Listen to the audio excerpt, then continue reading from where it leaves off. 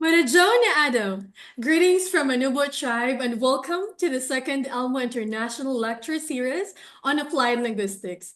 In our interconnected world, language serves not just as a tool for communication, but as a bridge to understanding cultures, ideas, and identities.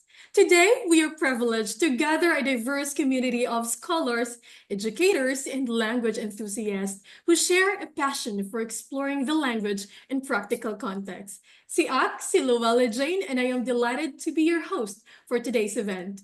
Salamat Kadiyaw for joining us from various corners of the globe as we embark on this exciting journey into the world of applied linguistics together. As we begin our second Alma International Lecture Series on Applied Linguistics, let's take a moment to center ourselves and acknowledge the significance of this gathering. Please take a moment to bow your head as we reflect and seek guidance for our discussion today, and inviting everyone to join in singing along with pride and unity as we honor our nation, the singing of the Philippine National Anthem.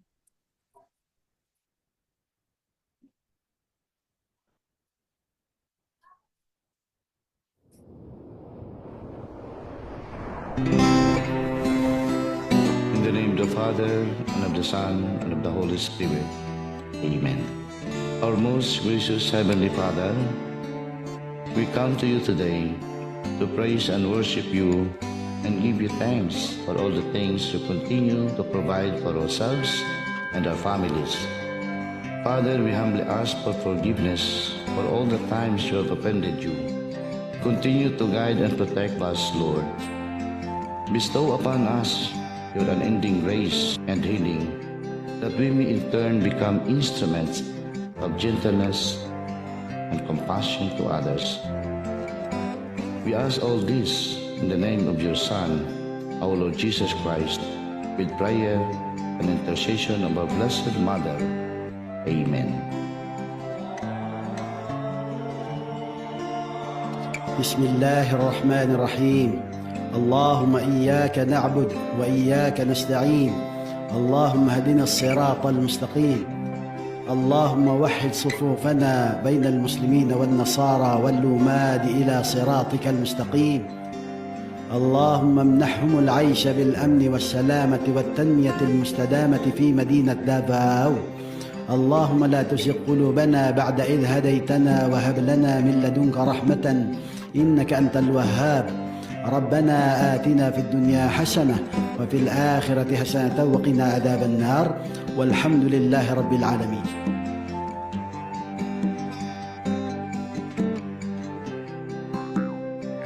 Amoy nen manama kami gimot tolangon, manotod kakarosono, sikoy-ikaw kami dokul tolangon, way migtumpi to tana, sikoy-ikaw kami bohoy to pagpianan tolangon na maotaw, pusako kapusuno, kana akong to pabulos koy, o agbuyo ko ikaw, way bohoy kat pabor, kahalaan, kalinaw, to kanami, no pag-ugpo, way kasabo ka koy, oyot kalambo. Kay kuro tamana kakodin panubado yung pag-ampo, kaupianan igbohoy no, way kakoy kumimo no, way kahalaan ka lang.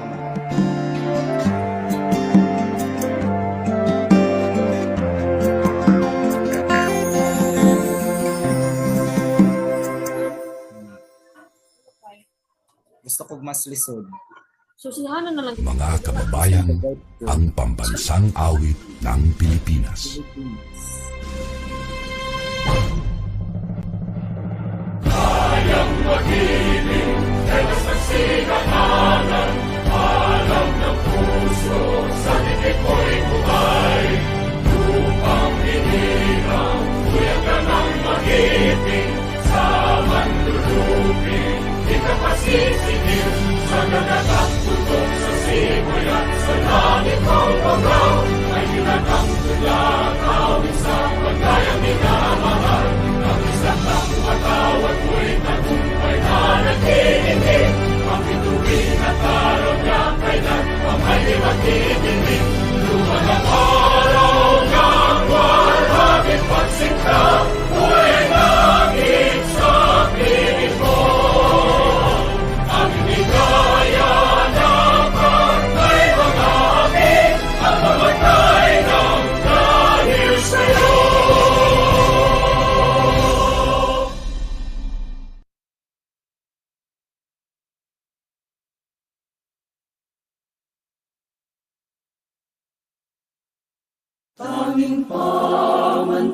Pag-asa naming mahal, tampok ng timog Mindanao. Ang liwanag mo ay aming ilaw sa landas ng karunungan. USCP namin liyang na sa'yo ang pangarap.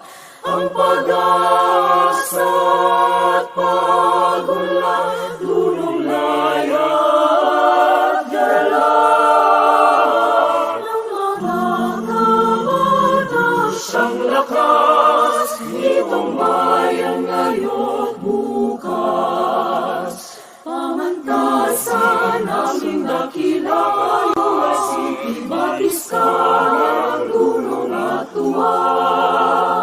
Ang pangalan mo'y ibabandila ng matanghal nitong bansa.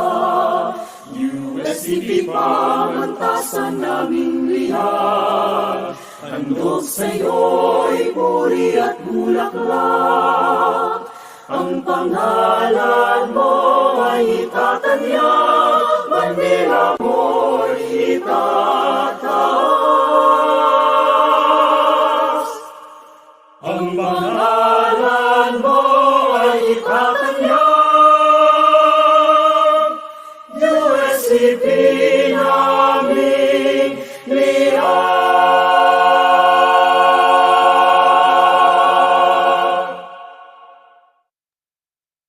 To officially open today's event, we are honored to welcome the Dean of the College of Arts and Sciences, Professor Marnie Grace Sunico, to deliver the welcome address. Dr. Sunico? To the Vice President for Academic Affairs, Dr. Jennifer Sinueva, to the Director of the Institute of Languages and Creative Arts, Mr. Francis M. Regenio, to the Program Head of the Bachelor of Arts in English Language, Associate Professor Sajid Ingilan, to the Program Head of the Master of Arts in Applied Literature, and at the same time, the Graduate Program Head and the Associate Dean of the College of Arts and Sciences, Ms. Joy R. Resolar, to the Language Students Society Officers, to the faculty and students of the Master of Arts in Applied Linguistics and Bachelor of Arts in English Language programs, esteemed guests, respected speakers, distinguished participants, and fellow colleagues, good morning.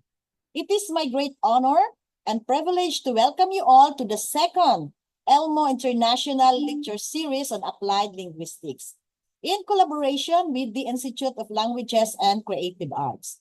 We are delighted to have you with us today as we come together to explore the exciting and dynamic field of applied linguistics, a discipline that bridges the gap between theory and practice, language and society.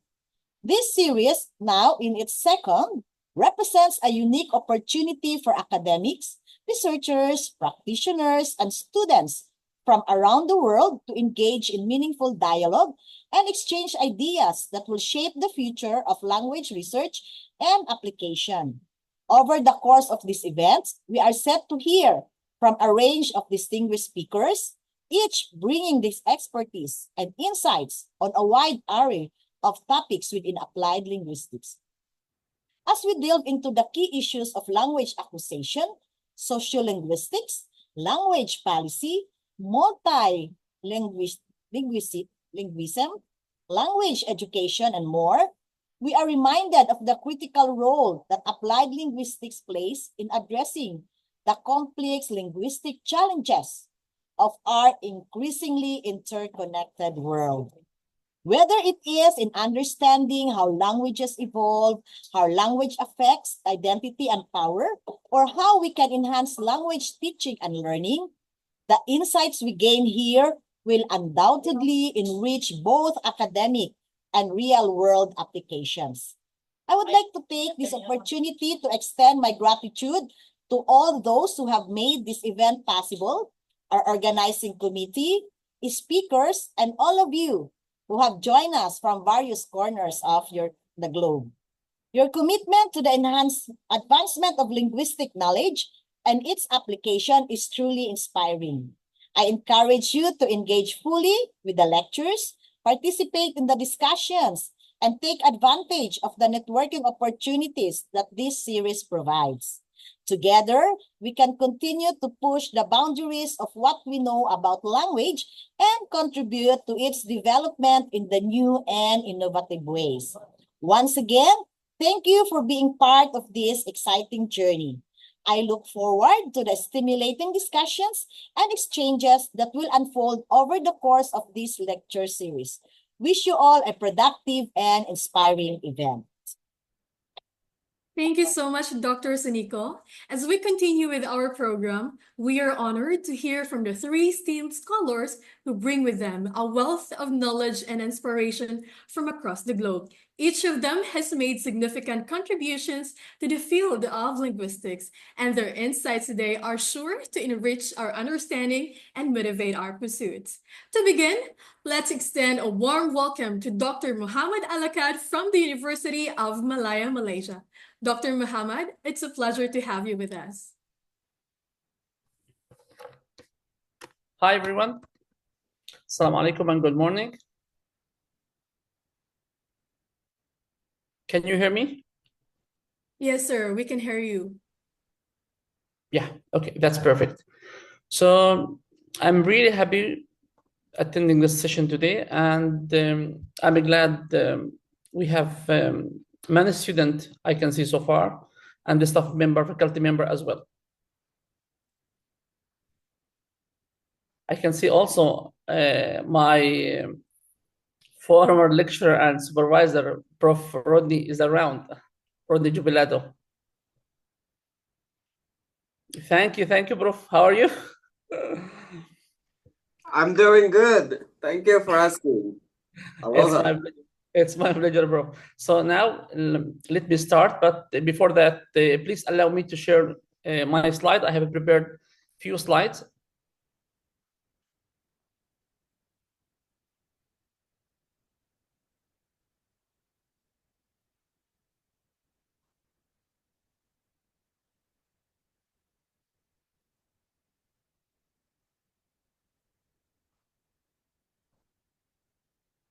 Oh, yes, please allow me. Okay, yeah, now it's okay. I can share.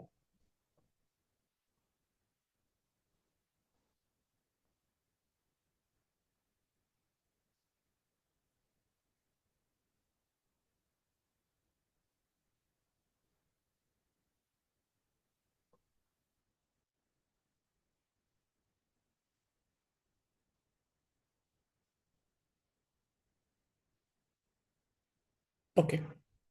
So today we are going to speak about this very impressive and fascinating topic and timely topic as well. So we are going to speak about how AI is impacting our academic writing and research writing. So the topic will be AI in academic writing, enhancing clarity and elevating humanity.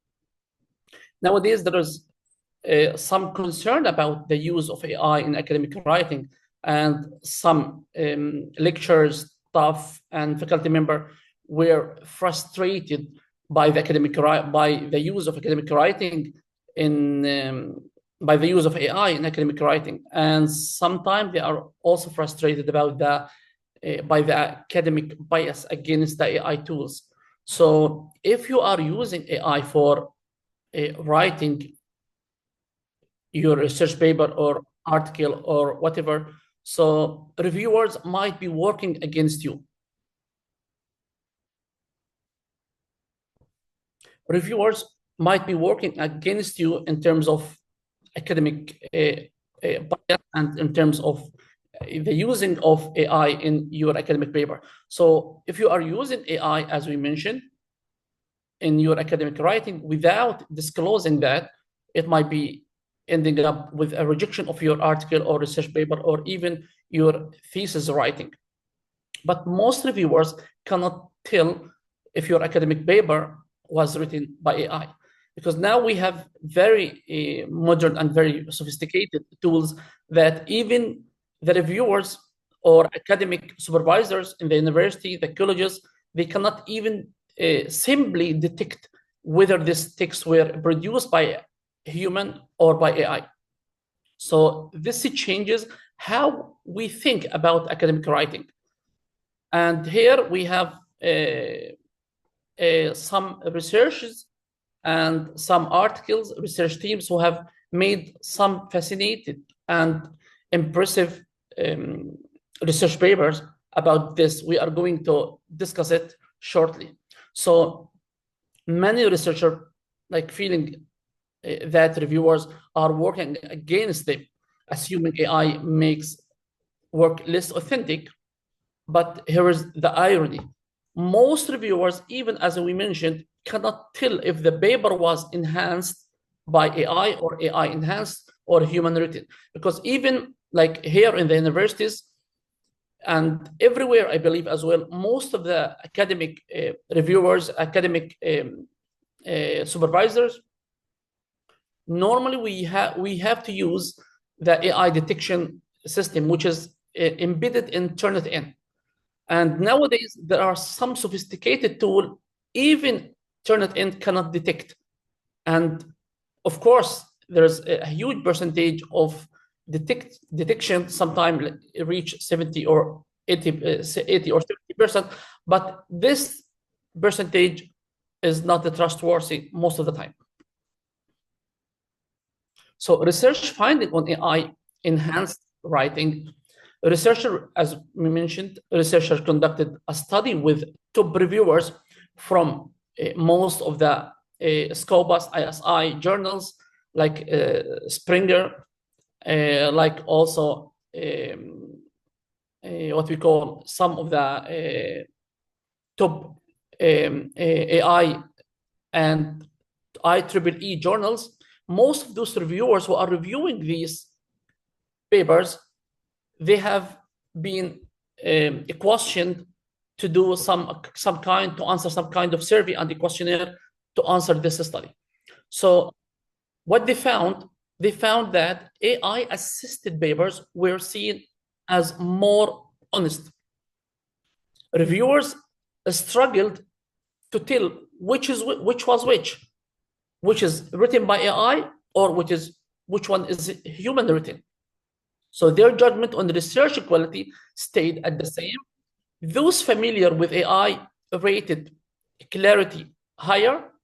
AI generated and the human written paper were rated equally, meaning that they cannot detect which one is written by AI or which one is written by human, which is which.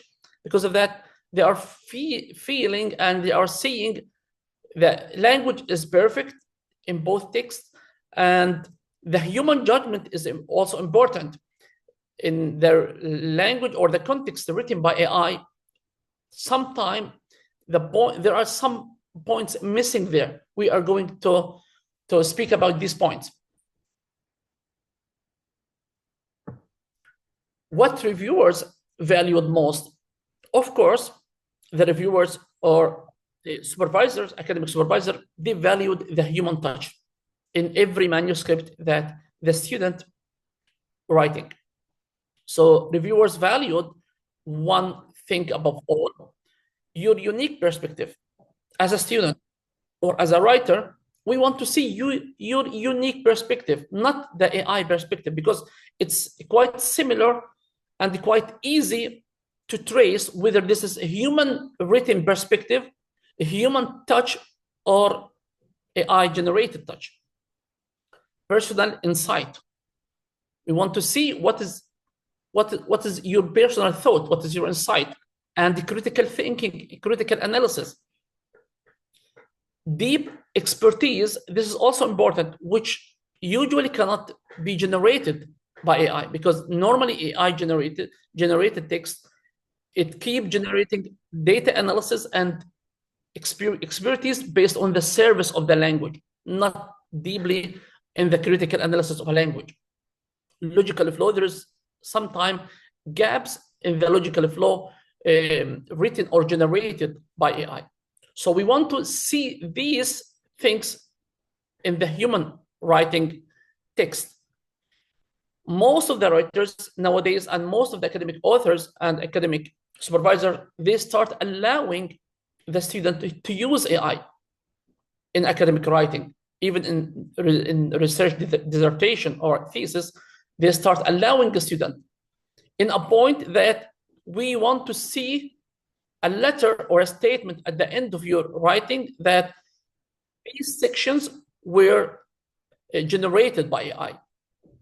But of course, not everything should be generated, because we want to see, as we mentioned, we want to see your unique perspective. We want to see your personal insight, critical analysis, deep expertise, and the logical flow between the chapters, or the logical flow between the section of the article.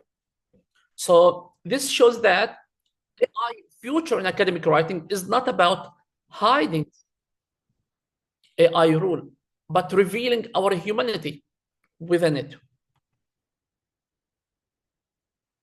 So interestingly also, here we are going to speak about how to balance between AI and human input. So how do we strike this balance? There are 5 steps in order to strike the balance between AI and human input. First of all, use AI for readability, especially for non-native English speakers. Keep your voice. AI is a tool, not a co-author. You have to make sure in your writing, AI is a servant, not the master. You are the master who's managing and leading AI. AI is not going to lead you. So you have to keep this in your mind. AI is the servant and you are the master. So keep your voice. AI is a tool, not a co-author. Add personal perspective. Emphasize your unique angle. Focus on quality, depth, and methodology matter. Maintain logical flow. So the maintaining of logical flow here, we need to make sure AI can help in the structure, but real coherence comes from you as an author.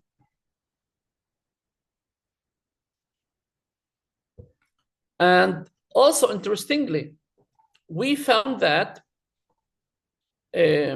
what we call for researchers who's using AI, they quietly use AI to improve their language, because most of the researchers who are using AI, they are using it because AI or English is not their first language. Most of the AI generated text users are English non-native speakers.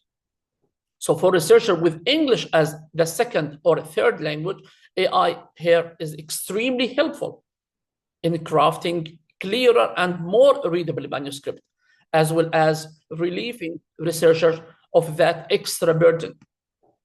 In that sense, it contributes to a more efficient process on all ends. The authors, the reviewers, and the end readers, who will find the piece smoother to read. Second, and more interestingly also, one should always treat AI as a servant, as we mentioned, as a tool that is going to help you, not the master. With conscious, well-framed task, AI can do wonders to make the most burdensome steps of writing and reviewing a bit more bearable, while maintaining the integrity of the ideas, efforts, and scrutinizing human analysis.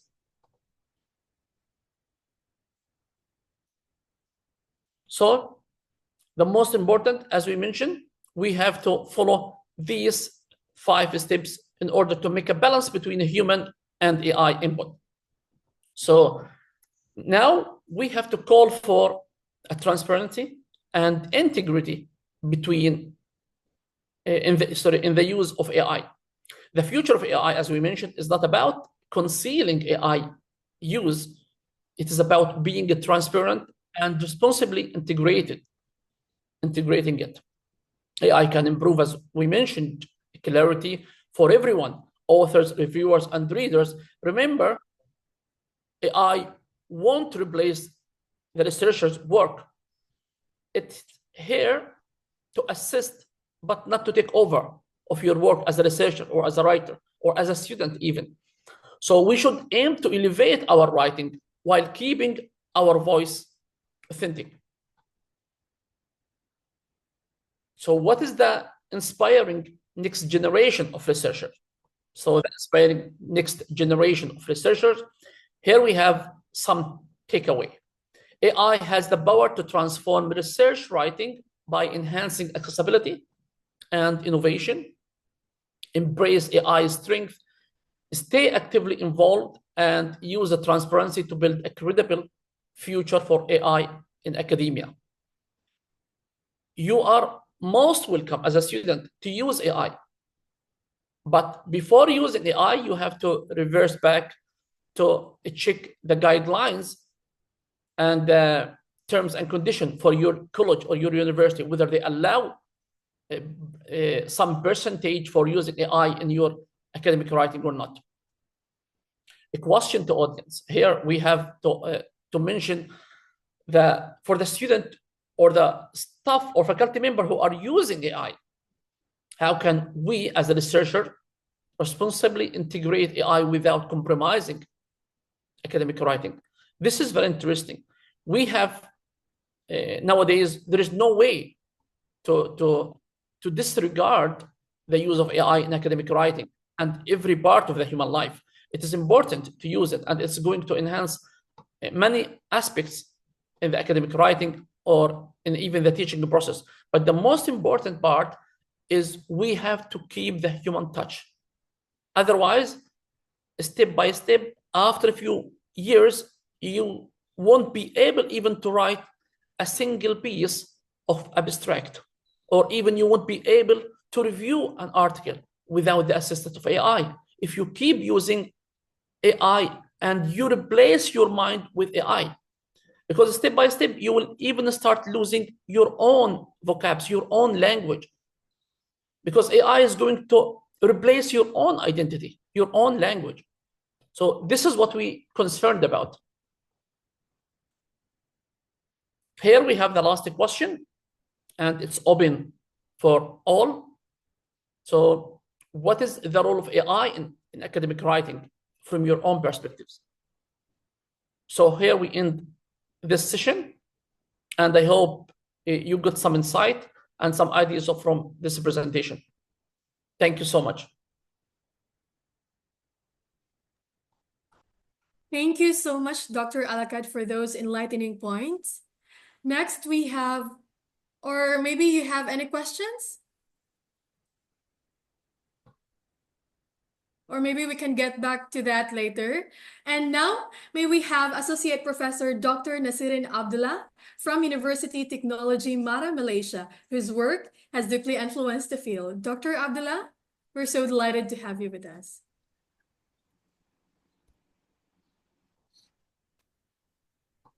Good morning. Magandang araw. Am I audible? Can you hear me?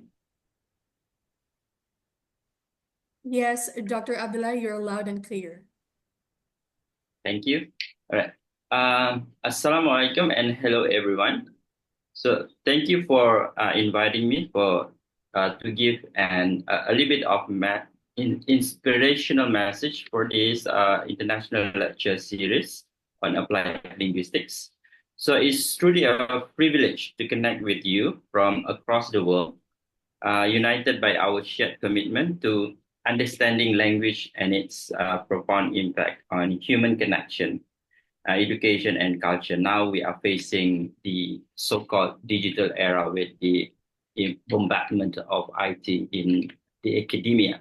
So I'm especially honored to be addressing such an inspiring audience here in the Philippines, where there is such a rich tapestry of languages, dialects, and linguistic heritage. So as we gather here, even though through Zoom, not physically, so I want to remind each of us here, including myself, of something incredibly powerful. The work that we are doing in applied linguistics is much more than an academic exercise. So it's a journey of discovery, a tool for social change, and a path toward creating a world that values understanding and empathy.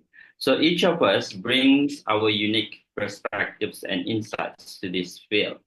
Some of you might be focusing on language acquisition, others on sociolinguistics, others on teaching methods of policy, or even the use of AI in writing. But all of us, in one way or another, we are working to bridge gaps between languages, between cultures, between individuals. So we are contributing to the possibility of connection across barriers that too often divide us. So one thing that makes applied linguistics especially meaningful is its tangible impact on people's lives. So in the Philippines alone, you may have more than 170 languages spoken across the islands. So think about what that means.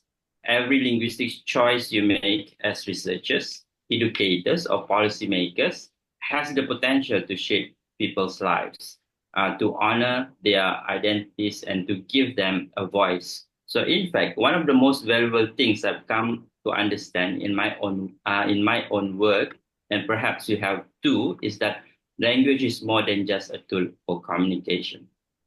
So it's a vessel for identity, culture, and dignity. When we work in applied linguistics, we are not just analyzing words or sounds, we are affirming people's sense of self, their right to be understood and their right to belong. So this brings me to the idea of cultural sensitivity in language studies. So I recently developed a framework called Chakra, which I had the honor of um, presenting to an audience in the Philippines a short while ago. So this model is designed to help us think critically and compassionately about cultural context in language studies and language education. So Chakra encourages us to look beyond language as a neutral tool and to see it as a dynamic force shaped by and shaping the cultural realities of the people who use it. So when we adopt this perspective, we become not just linguists, but advocates for equity and inclusion. So as you participate in this lecture series, I encourage you to think about your work through this lens. Ask yourself, how does my research, my teaching, my policy work make a difference in people's lives? So how am I honoring the voices of those who may feel marginalized? How am I contributing to a world where linguistic diversity is valued, where learners of all backgrounds are empowered, and where understanding is the goal above all else? So to the students here, let me say this. The field of applied linguistics needs your energy, creativity, and compassion. You are not just learning a set of skills, you are preparing to be change makers in education, policy, and intercultural communication. Embrace this opportunity with humility, but also with courage. Push boundaries, ask hard questions, and seek answers that help others feel seen and heard. So to my colleagues, I urge us to stay curious and to remember that our work matters. We may sometimes find ourselves caught in the minute of data analysis, curriculum design, or policy drafting. But let's not lose sight of the people we are ultimately here to serve: the students, the communities, the language learners who took us for support, understanding, and validation. So in conclusion, let us remember that applied linguistics is more than a field of study. It's a calling to contribute to a better, more inclusive world. So each of us in our own way has the power to make that happen. So thank you for being here, for caring about language, and for being part of a community that strives to make a difference. So together we can shape a world where every voice is valued, every language is respected, and every person is empowered to be understood.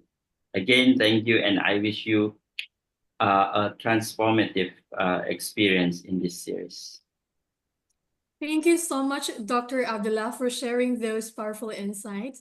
And now it's a privilege to introduce Associate Professor Dr. Roddy C. Jubilado from the University of Hawaii at Hilo. Dr. Jubilado? Hey, thank you. Maayong gabi sa tanan, gikan sa Los Angeles, California. So let me start with a quote from our new president here in America, Trump, and forget this afterwards. Nothing great in the world has been accomplished without passion. End of the story. Now, thanks to my classmate and friend, my very good friend, Professor Dr. Marnie Grace and Trina Sonico, and also to Yang Bahagia, Professor Madya Sajid Ingilan, and also to my former student here, Muhammad Alakad. Yeah, thank you for greeting me earlier. And of course, to my dear classmate at the National University of Singapore, Nasrin Abdillah. And thank you also all dear organizers for having me here at the second Ilmu International Lecture Series on Applied Linguistics. And I always see familiar names, faces, including that of my one of my very good friends in Kuala Lumpur and former colleague, Professor Dr. Maya Khemlani David of the Faculty Bahasa dan Linguistic and the Asia Europe Institute of the University of Malaya.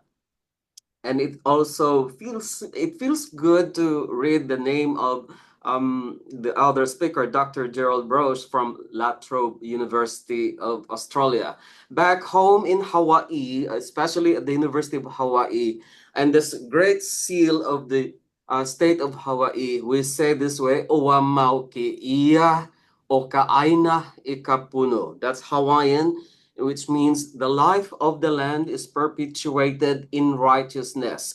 It starts with your surrounding, it starts with the land, it goes back to the ancestry and to all the things that we will learn and we must learn.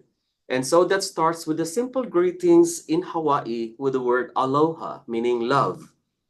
As such, I should be brief. I strongly believe that everyone can learn from our esteemed speakers. Please treasure the knowledge that these experts and scholars are going to share with you all. And most of all, apply such knowledge and see what it brings you in your research under applied linguistics.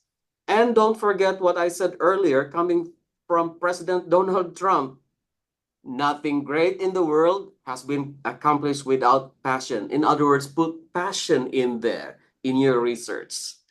Mahalo, gracias, salamat po, wabillahi taufiq wal hidayah. Thank you so much, Dr. Alaka, Dr. Avila, and Dr. Jubilado for the inspirational messages. Your words have truly set a motivating tone for today's discussion. Now, to lead us into the heart of today's lecture series, we have the pleasure of welcoming a valued member of our language faculty, Sir Philip Andrew Garlitos, who will introduce our first international lecturer. Sir Philip? Thank you so much. Am I audible? Okay, so maayong buntag.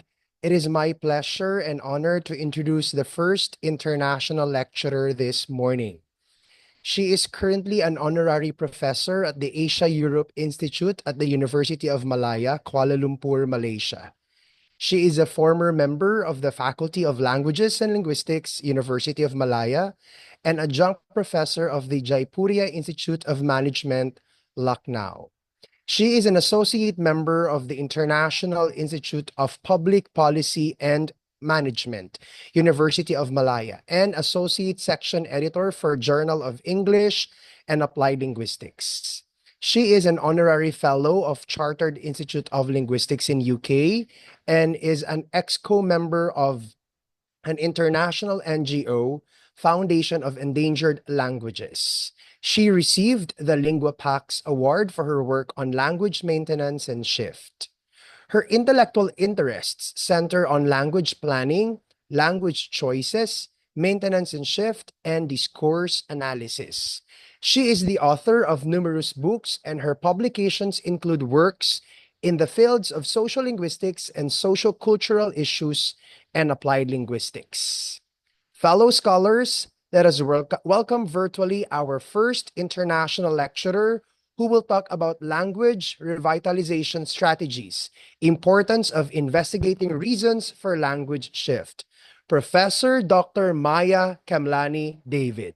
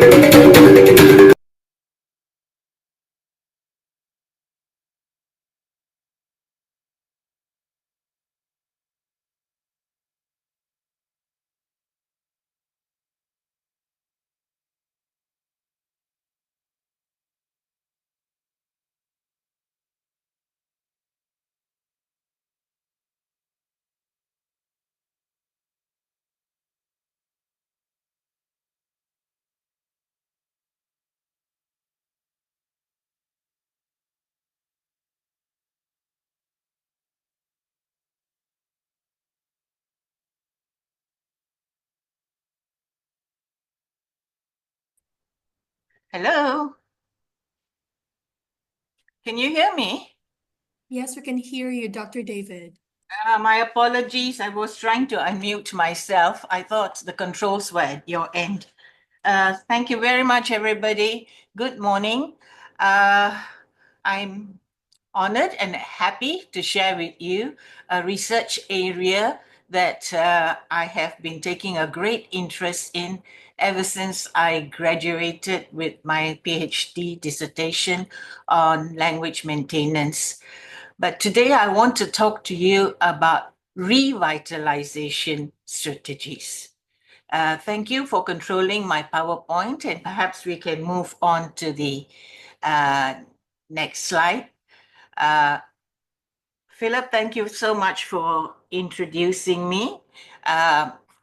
Now, just to give you a background, we have a database which you can find on the internet, which says there are 28 endangered Philippine languages compared with 13 in 2016. So over a period of 8 years, the number of endangered languages in the Philippines have moved from 13 to 28.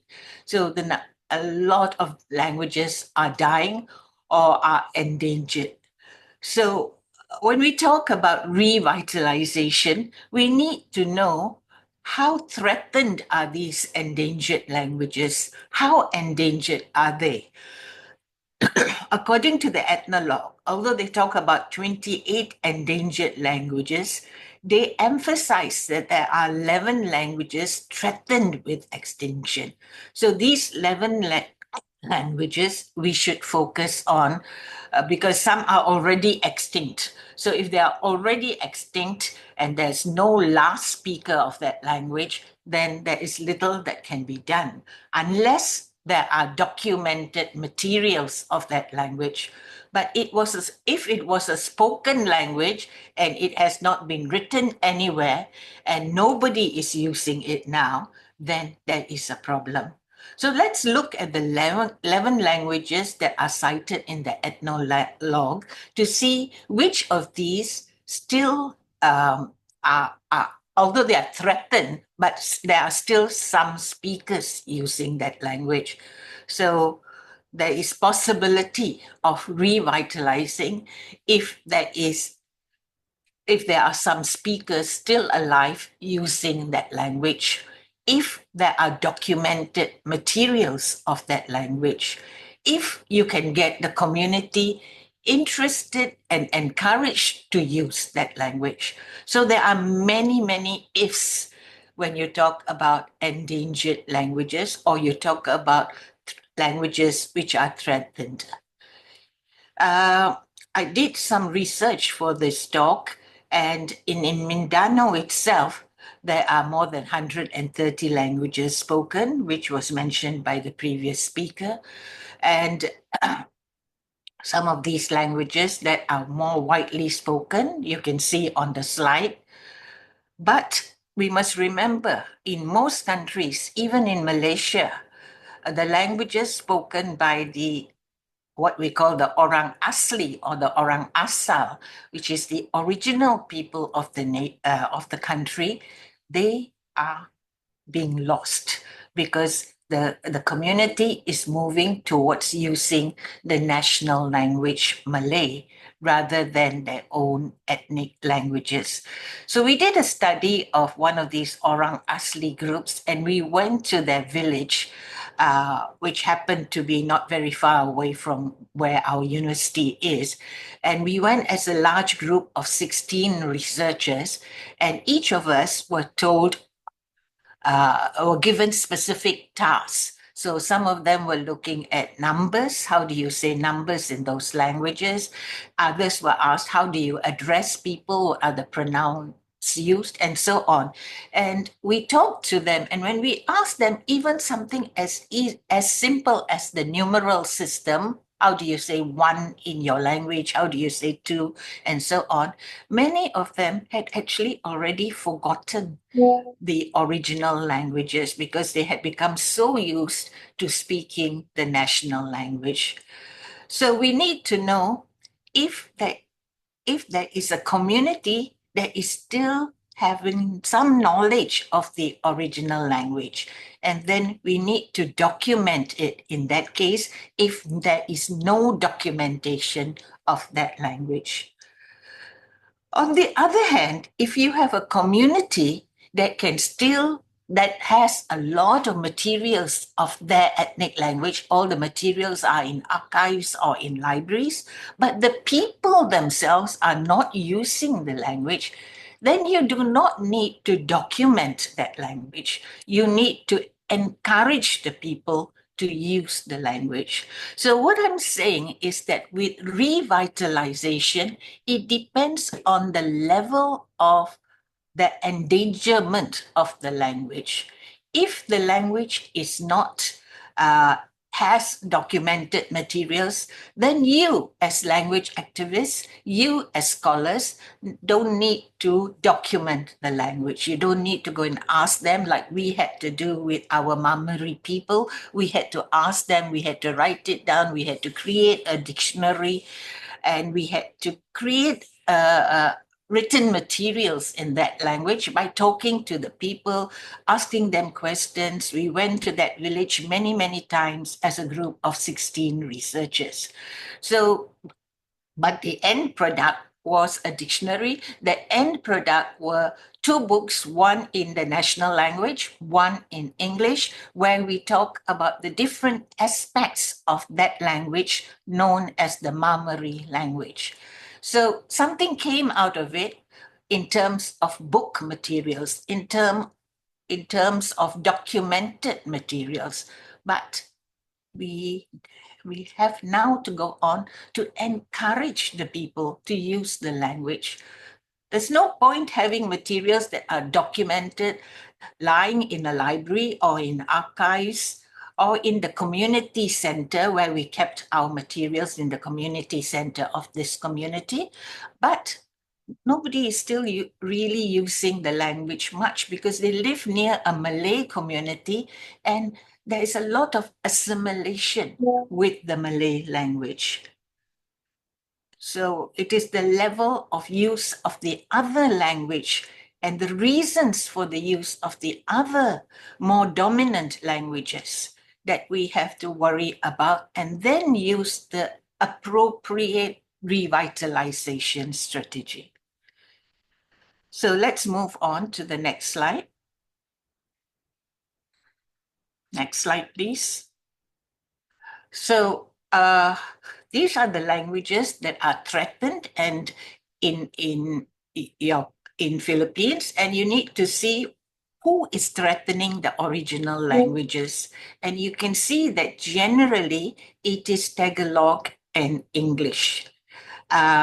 Yesterday I was at a PhD Viva examination written by a Filipino speaker, and she comes from your area. And she was saying that the dominant language now and the home language is Ilocano, Tagalog, and English. But the home language is Ilocano, and Tagalog is taking over quite a bit in the public domain. So you need to know if the language is still being used in the home domain, that's good. That means it's still alive. But if it's used in the home domain, it depends on who is using it with whom. For example, if the parents are speaking in Tagalog, but the grandparents are speaking in Ilocano, and when the children reply, the grandchildren reply, they reply to the grandparents in Tagalog or English. There's a danger there because although the language Ilocano and Tagalog is being used in the home, but the children are not really responding in Ilocano. They may respond in Tagalog or English. So this is what happened in Singapore also. In Singapore, at one time, the Prime Minister at that time, Lee Kuan Yew, he told the majority community in Singapore, that is the Chinese community, that they should not speak their dialects, that they should speak only Mandarin.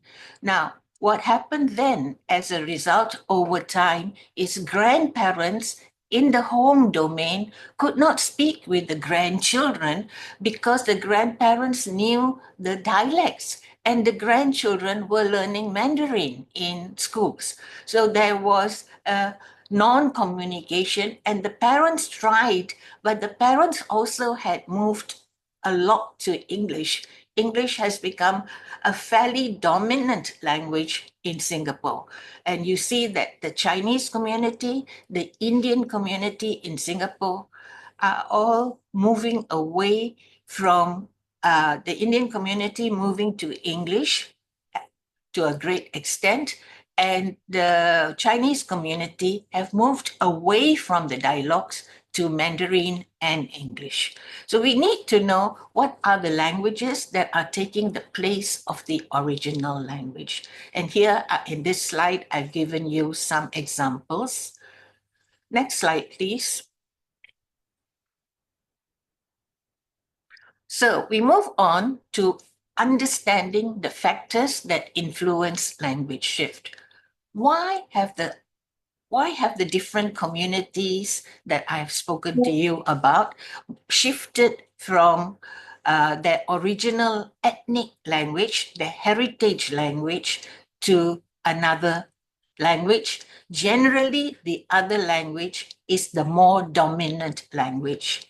In Malaysia, for example, many of the Indian communities, and when I say Indian, you know that there are speakers of the North Indian languages and of the South Indian languages. So when we say Indian, we're not talking about one language, but of many, many languages.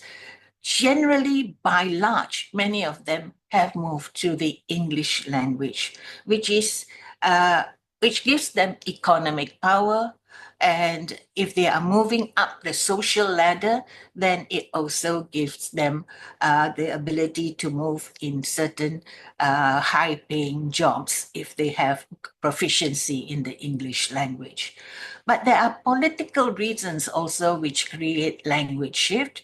As I told you, in Malaysia, a lot of the children, the Orang Asli, the first people of the nation, that the children go to government schools where Malay is the medium of instruction. So language policy, the educational policy can also create language shift.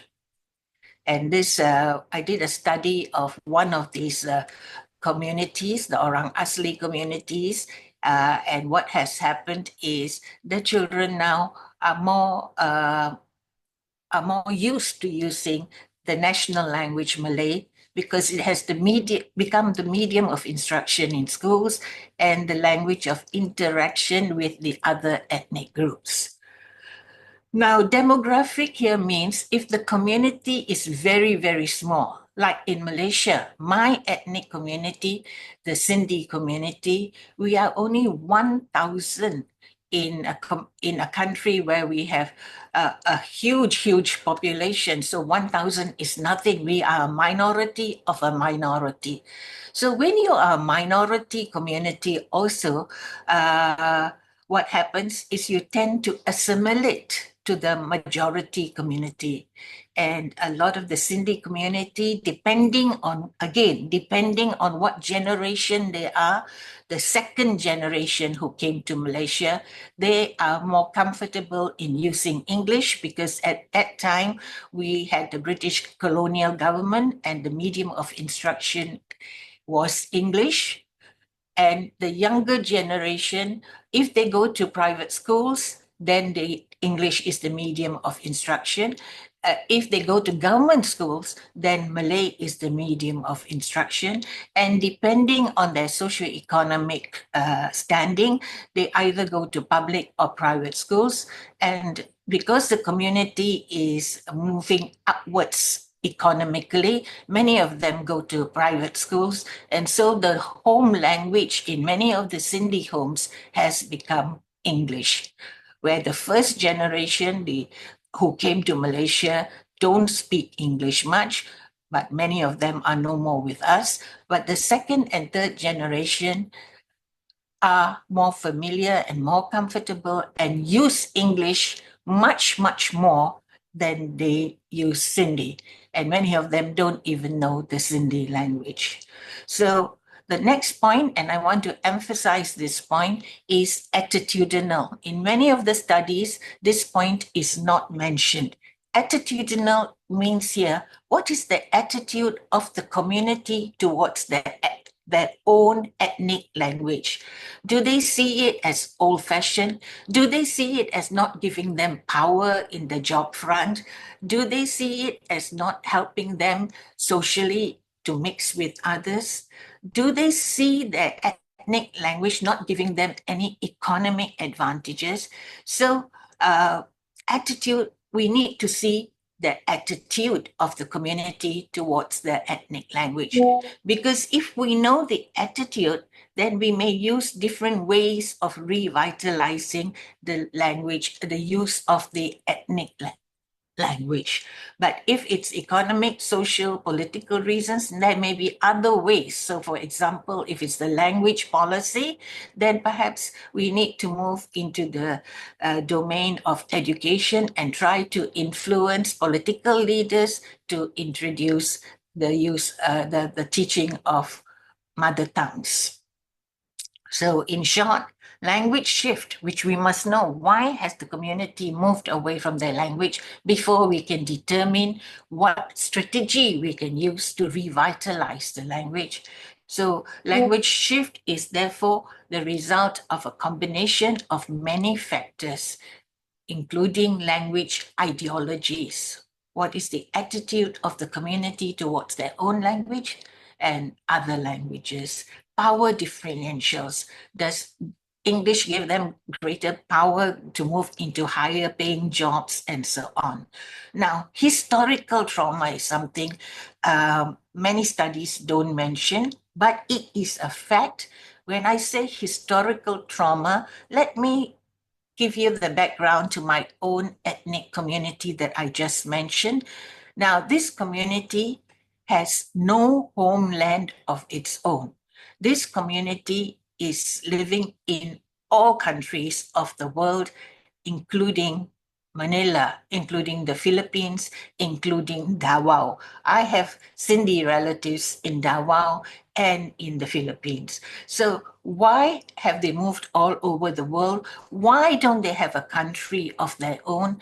We need to see what happened to this community from a historical point of view also.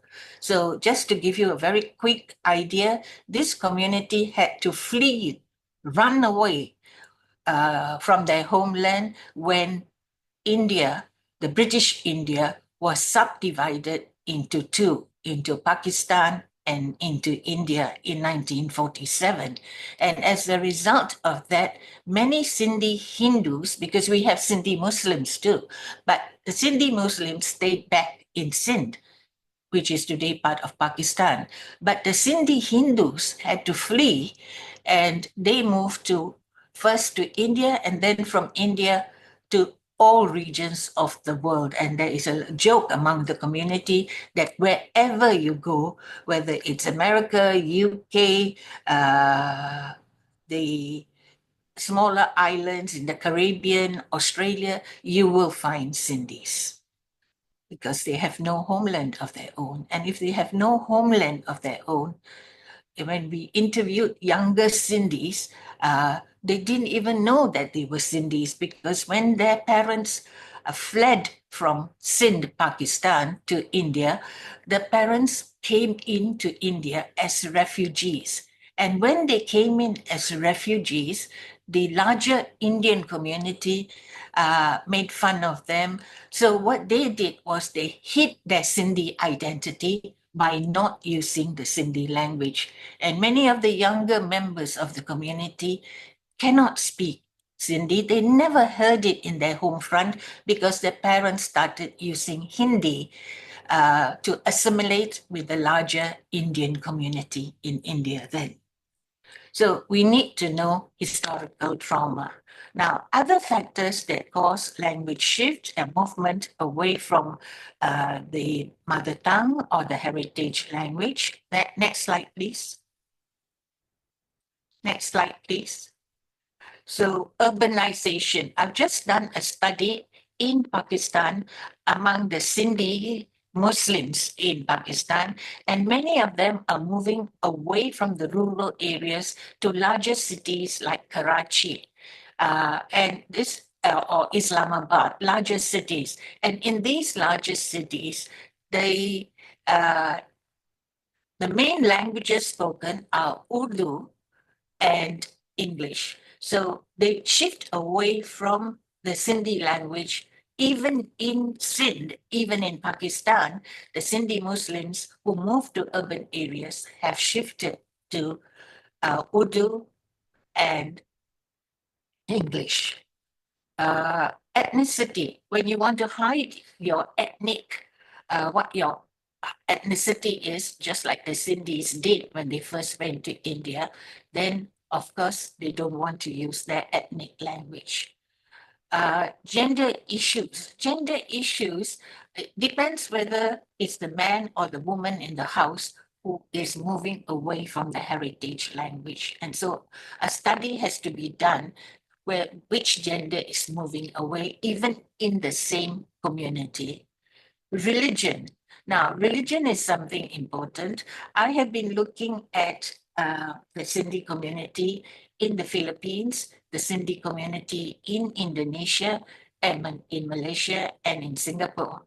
And a new trend, a fairly recent trend, is a shift not only away from the language, the ethnic language Sindhi, but there's also a shift to another religion, mainly Christianity.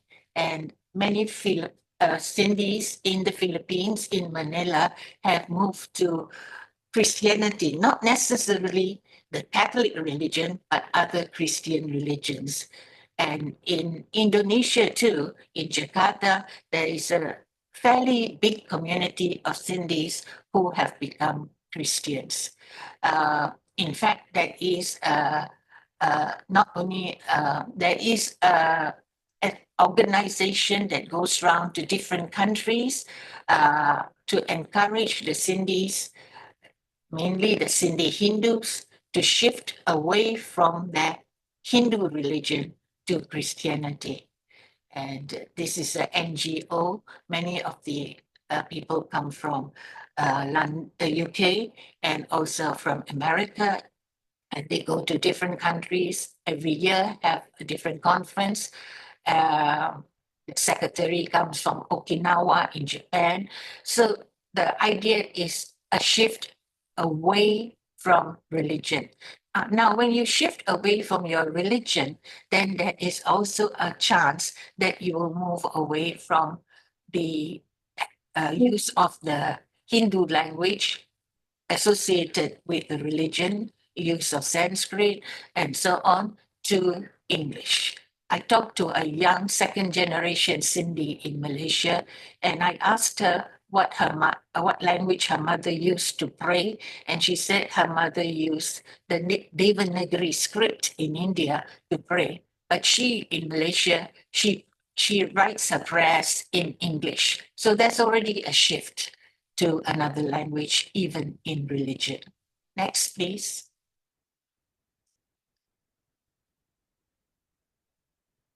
So looking at the reasons, so you need to, if you're looking at communities in the Philippines and you're looking at reasons for shift, basically, a lot of the literature that I have read is the education policy.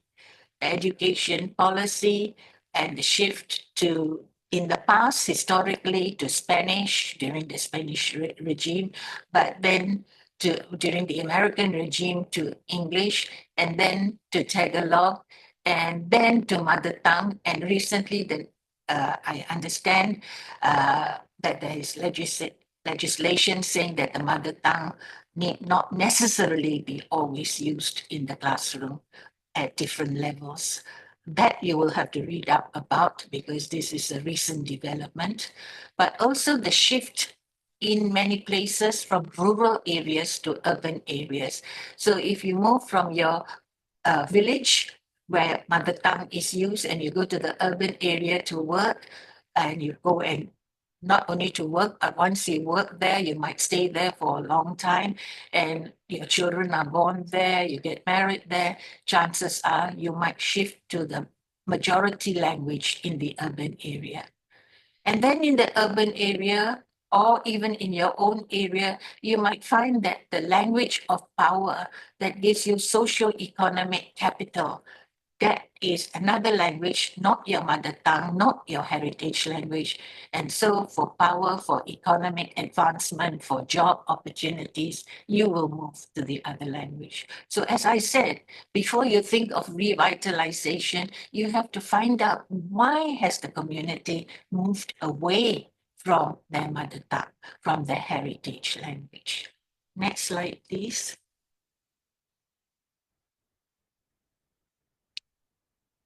This is an example that I got from a book by a linguist in the Philippines, and he gives an example of how the mother tongue has been replaced with Ilocano in a specific area.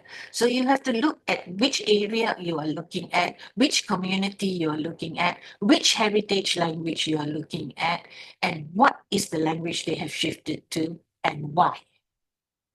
Yes, next slide, please.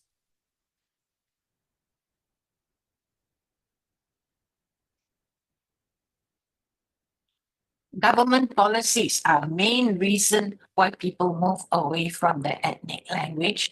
I remember years ago when I was doing a study of the Sindhi community in Malaysia, what happened was when I talked to a grandfather the first generation. He is now no more. And I asked him what is the language he uses with the grandchildren in the home domain. He said, and I remember these words so clearly, even though it was many years ago, he said, they go to a private school. English is the medium of instruction in the private school. What is the use of me speaking Sindhi to them?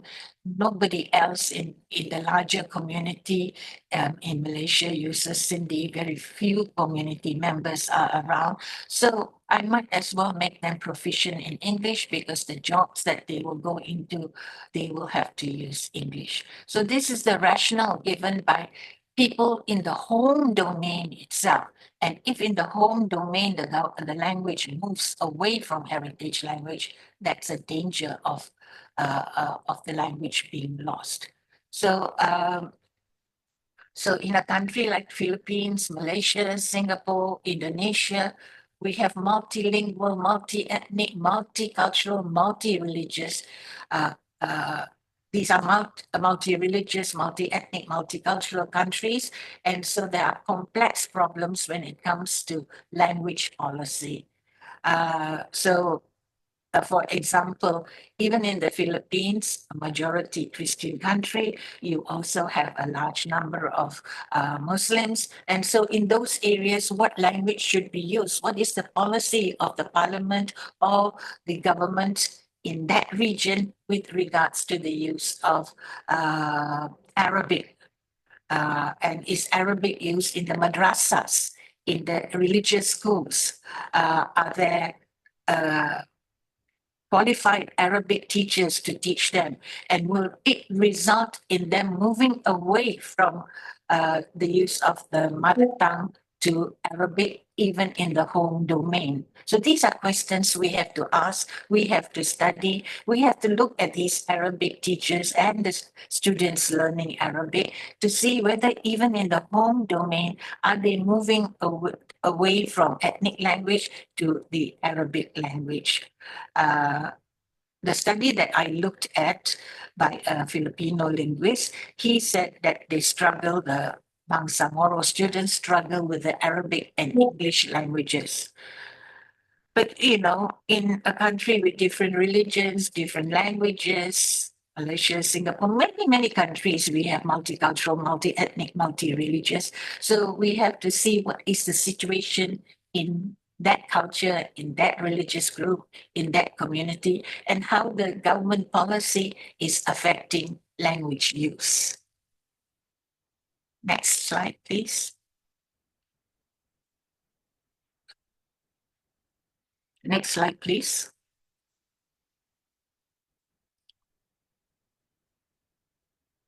So this is the MTB MLE policy, and it has been said it's too late to stem language shift towards English among middle to upper class school children. So you have to see the socio-economic class of the community you are researching. Okay, so now I move on to revitalization, I think, in the next slide.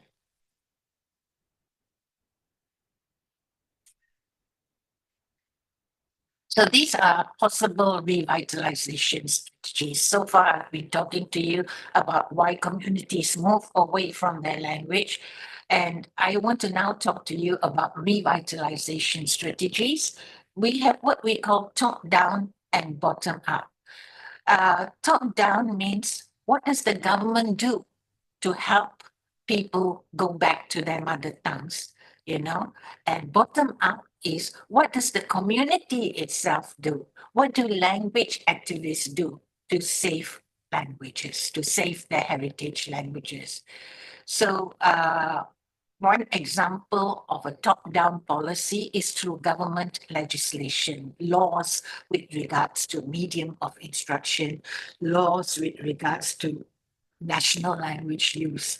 So if more languages are given official status, then that would be good. I'll give you an example from Singapore. In Singapore,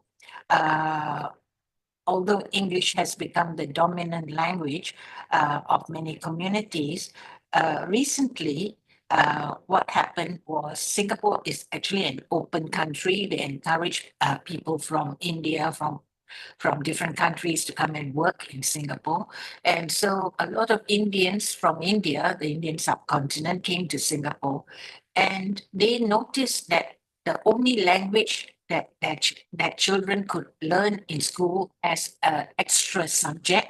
Singapore has a policy of learning another language as an extra subject, and Indian kids were told they could learn only Tamil. Now, although at that time the majority of the Indian population in Singapore was Tamil, the Indian expats who came argued in favor of the other Indian languages like Hindi, Urdu, and so on. And so now the government has actually allowed schools to teach these other Indian languages, and saying Indian children can choose from these other Indian languages and not necessarily have to only choose Tamil. So the Singapore government policy was you learn English, but you have to have one subject, which is of your heritage language. So Indian children had the choice of only Tamil. But now, because there has been a bottom-up insistence to the government to introduce other North Indian and South Indian languages like Malayali, and that's a South Indian language, Malayalam, and a North Indian language like Hindi. So the government has now allowed schools to teach these languages as an extra subject in and not only Tamil. Now, apart from top-down policies, if you have the power and you know some members of parliament and you can help to change legislation, there is what we call bottom-up, where communities, language activists can help saving languages. The community itself, the older members of the community, realize it's important, and they get some younger members to help to encourage people to use the language. But how many such communities exist? I will give you some examples of what the Sindhi community did. Let's move on. Next slide.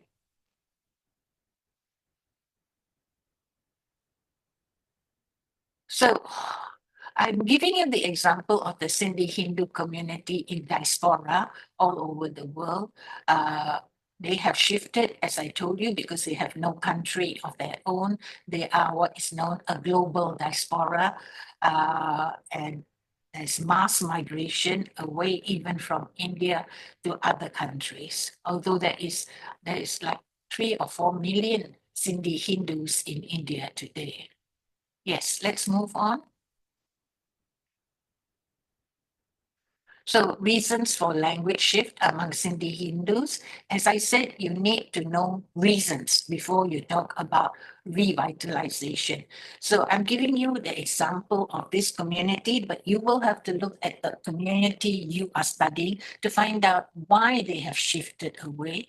So number one here is a lack of social capital. When they moved to India, they didn't even want to be known as refugees, and they would have been known as refugees if they spoke the Sindhi language. So they stopped using the Sindhi language, and they put priority on other languages in India, like Hindi.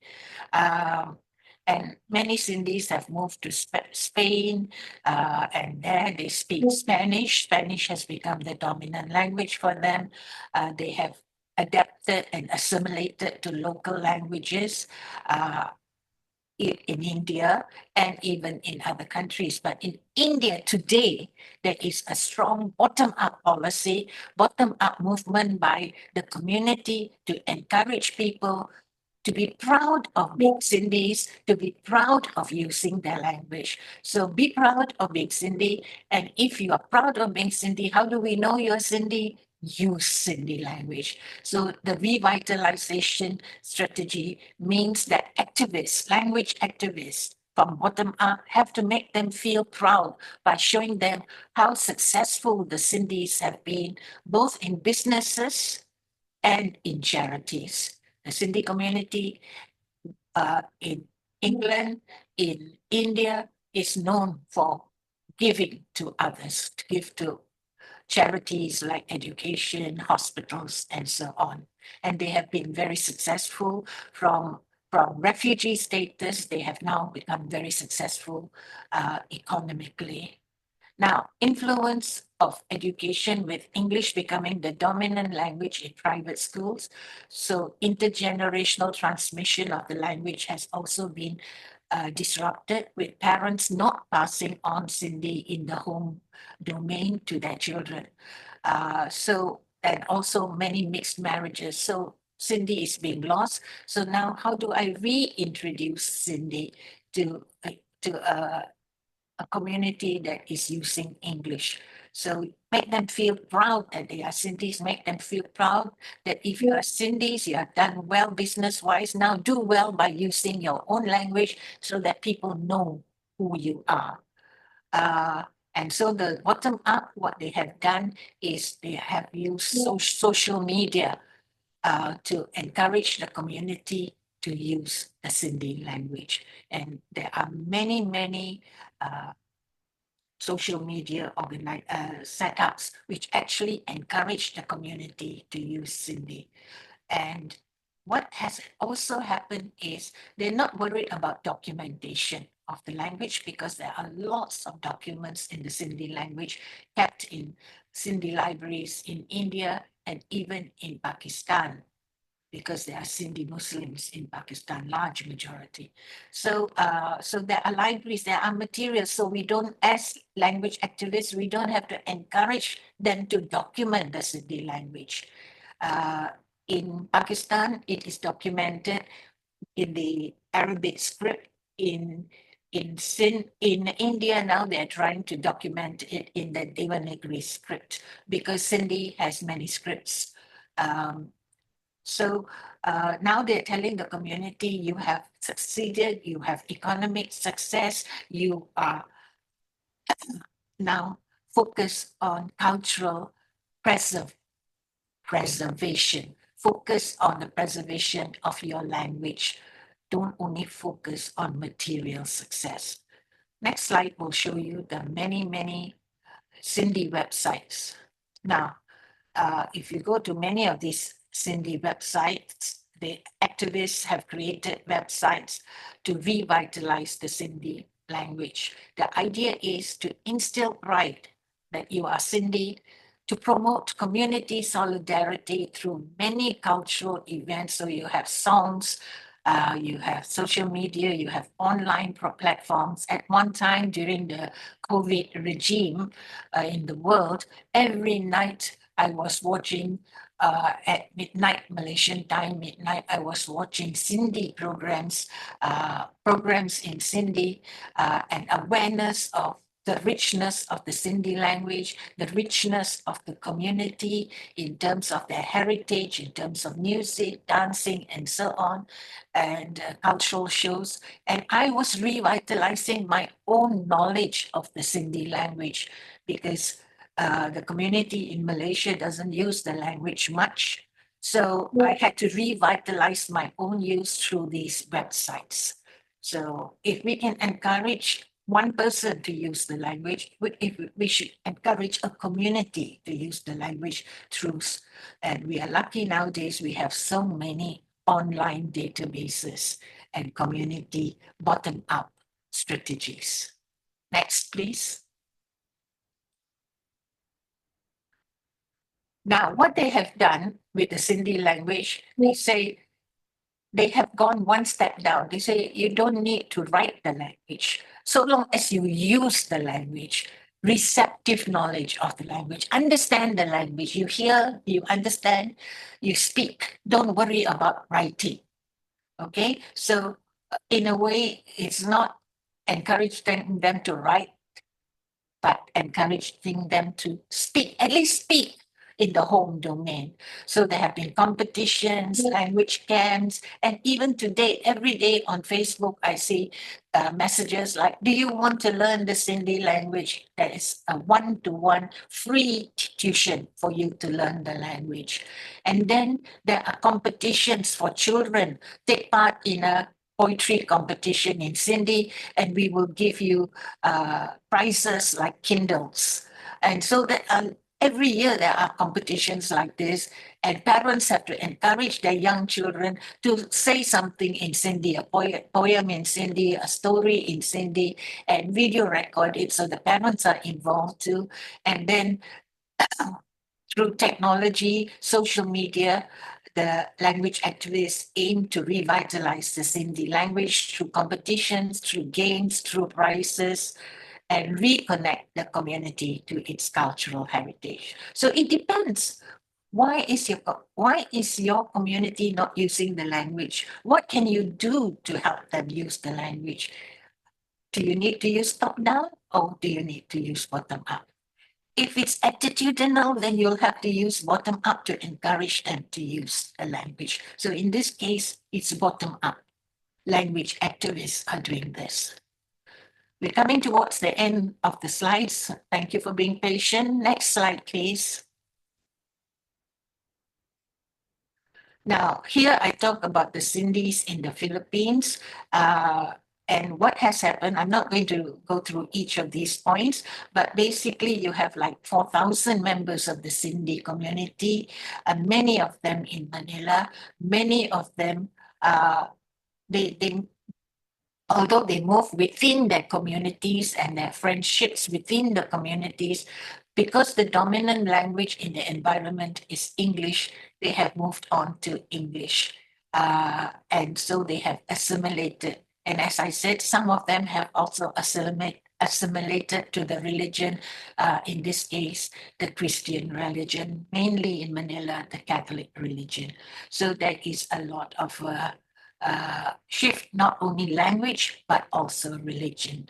And so when language moves, religion moves, how do you retain cultural issues? So they're very aware they are Sindhi, they mix together quite a lot, they have a lot of functions as Sindhis, but the language used in these functions by the younger generation is English.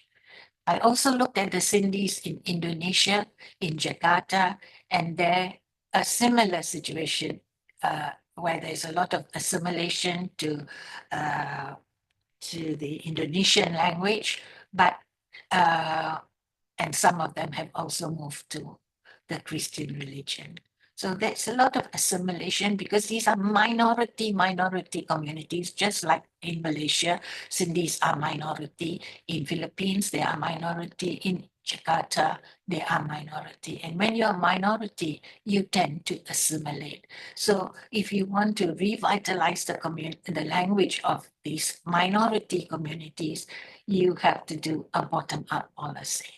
The government is not interested in having Sindhi as a medium of instruction, for sure. There are so many other languages in the Philippines and in Indonesia. Next. Next slide, please.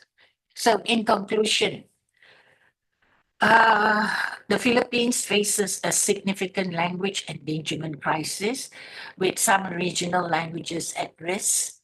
The Sindhi Hindu community, because most of my studies are on the Hindu community, although I've also done the Punjabi Sikh community, the Malayali community, the Telugu community in Malaysia. But I've done the Sindhi community in Malaysia, Singapore, UK, in London. The Sindhi Hindu community in diaspora has experienced substantial language shift due to geographical dispersion, lack of social capital, education, and cultural assimilation. Being a minority, they tend to assimilate with the larger communities. So to revitalize endangered languages, a combination of top-down and bottom-up strategies is necessary, including government legislation, depending, if you have the influence with government. If you're a minority community, then forget it. Documentation, if there's documentation, then forget about doing documentation. Education policies, again, if you belong to a minority community, minority language, then you can't change education policies. You can focus on bottom-up, community-led initiatives, cultural events like the Cindy's are doing, and language programs through social media like the Cindy community is doing. Preserving cultural heritage and language requires promoting community solidarity. Make them aware you're a community. Make them be proud that they're a community. And if you're proud that you're a community, use your ethnic language. Encourage parents to use their language in the home domain, because once the language is lost in the home domain, it is lost. Use social media today for language education. So in short, collaborative efforts from governments, communities, individuals, language activists are essential to promote language and the use of the heritage languages. So finally, in short, we need to know why communities shift away from their mother tongues. We need to find appropriate solutions, sometimes top-down, sometimes bottom-up, to revitalize endangered languages. Thank you so much for your patience and for listening. Thank you so much, Dr. David. As we transition into the open forum, let's welcome a dedicated second-year Master of Arts in Applied Linguistics student, bringing her own insights and expertise to guide this discussion. Ms. Glyza Turalba. Ms. Gly? Yes, hello, maayong adlaw kaninyong tanan. Good day to all of you, and of course, thank you very much, Dr. Maya Kemlani David, for such an eye-opening presentation. It was such an honor to have you here with us today. And I think that we can all agree that Dr. David's topic of language revitalization strategies and understanding why languages shift hits close to home for anyone passionate about preserving culture and heritage. Now, it's our time to hear from you, our incredible audience. Let us now jump into the first part of our question and answer session. Now, if you have a question, go ahead and type it into the chat box, and I will read it out for Dr. David to respond. Or if you would like to ask your question directly, just hit that raise hand button and I'll invite you to unmute. All right, let's make this a lively conversation. The floor is open for your insights and curiosities. All right, someone just raise his yeah. First we have someone just raised her hand. One moment, okay? All right, we have Mom Cindy Quezon, a second-year Master of Arts in Applied Linguistics student. Yes, Ma'am Cindy, you can now unmute your mic. Hello, Dr. Maya. You've presented reasons for language shift and strategies for revitalization, and it is very significant on our part as linguistic students. But how can we convince people to preserve or revitalize indigenous languages, especially the elders who are the only fluent speakers in some communities, but are hesitant to pass on the language, given all the factors you've mentioned on language change or language shift, rather? Yeah, Thank you. thank you. Thank you for that question. How can you change the attitude, the mindset of the older community members? Some of them are aware, they know that it's important to know your own language, but how do you change their mindset? You have to show them.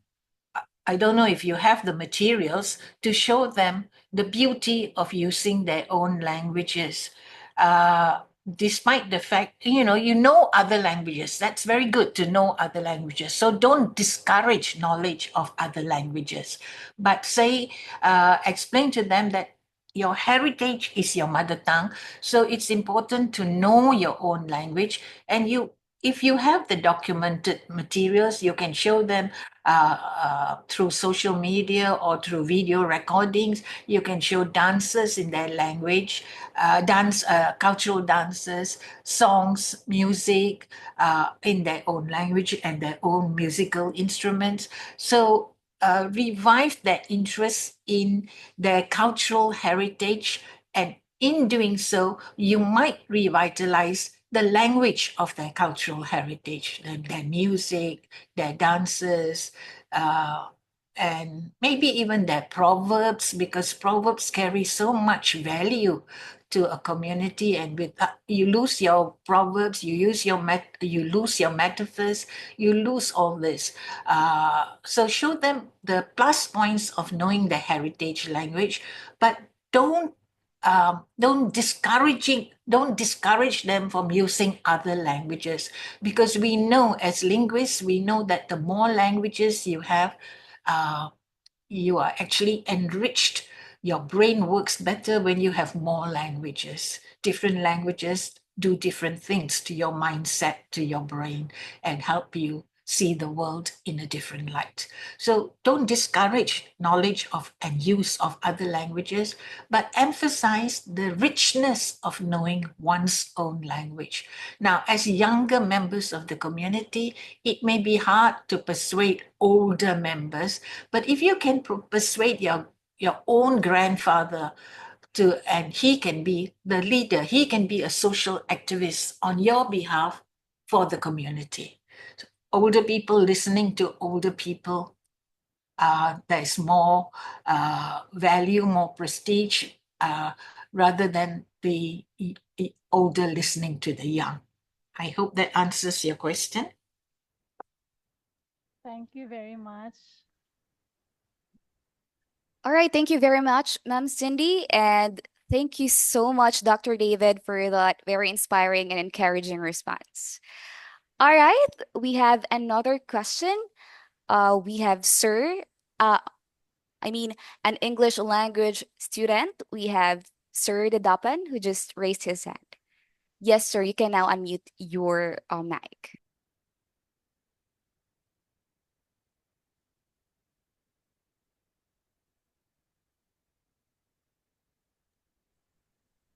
Yes, Sir Dedapan from English language. All right, so let's entertain another.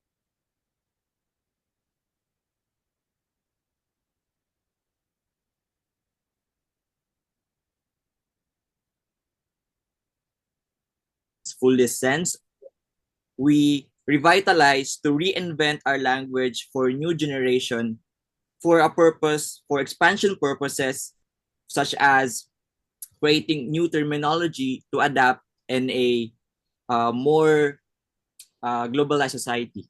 Thank you. Sorry, what was the question? My question was, what do we revitalize? Like, do we revitalize to recover traditional language, or do we revitalize to reinvent our language for new generation? Thank you. Thank you. That's a very interesting question. Languages are alive. Languages are moving. Languages are changing. You can see that even the English language dictionaries from the UK, they are introducing a lot of words from local languages, which the notion of that word is not even there in their culture, but now they are using that word in English. So languages grow. Languages are constantly growing. Languages are not stagnant. So when you say, can you use, as a young generation, you are introducing new words to your heritage language, it shows growth.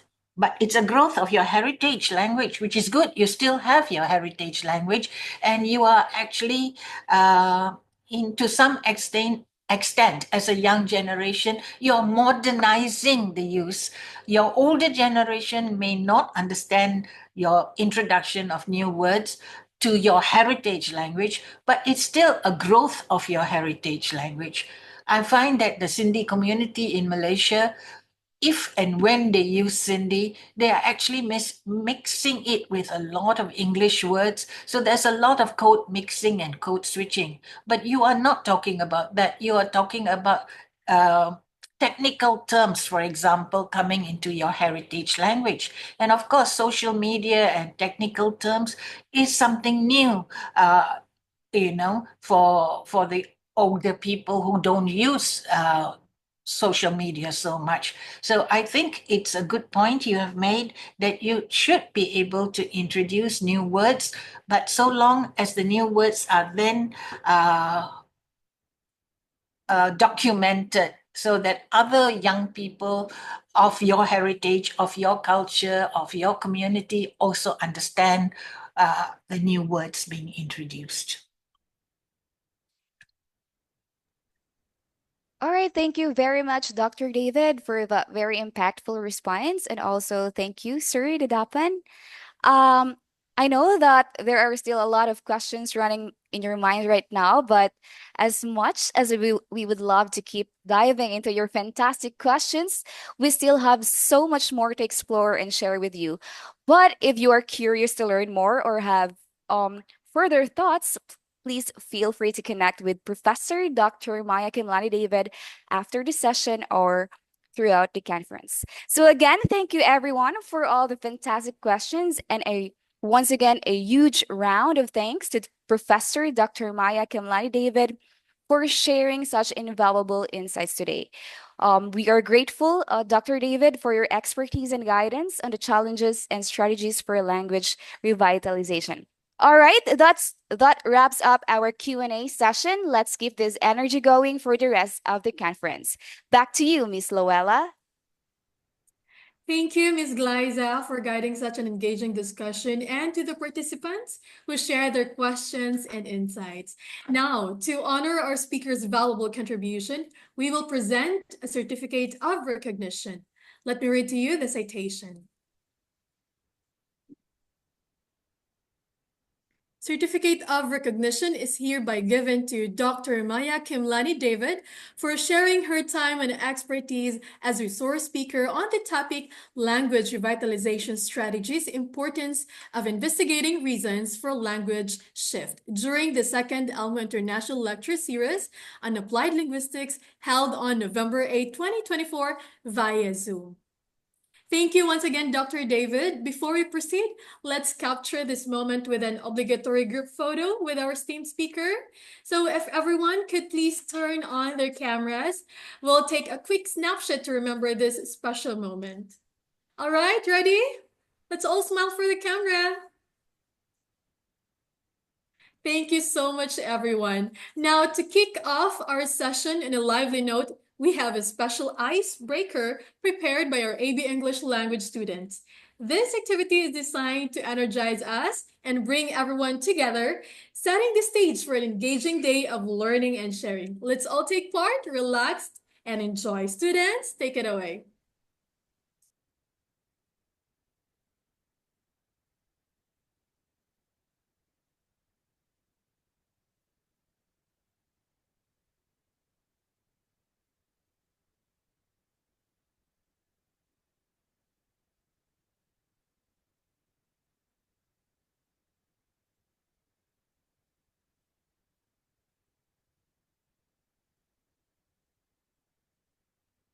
May we have the AB English language students? Yes. Hello, everybody. Am I audible?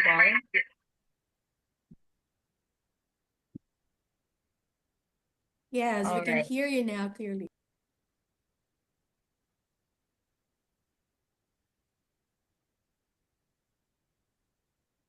All right. So, good morning, language enthusiasts. I am Marjorie Moralde Encargas, your game master for today. To make certain of everyone's active participation, let us break the ice with a familiar and interactive game. The brief interlude is called Among Us.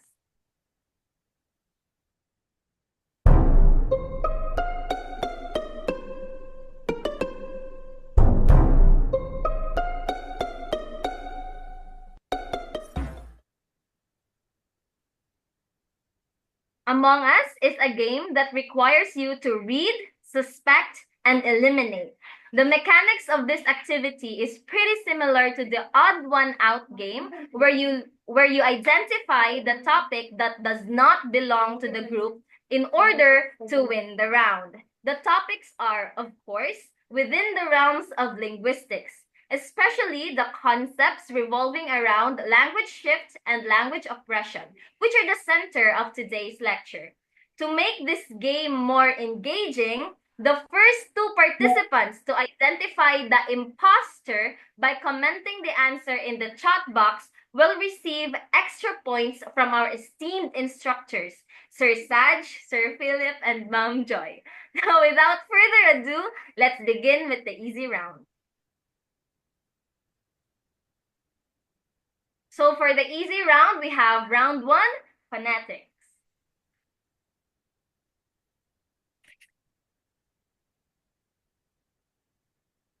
Options are phoneme, allophone, vowel, and minimal pair.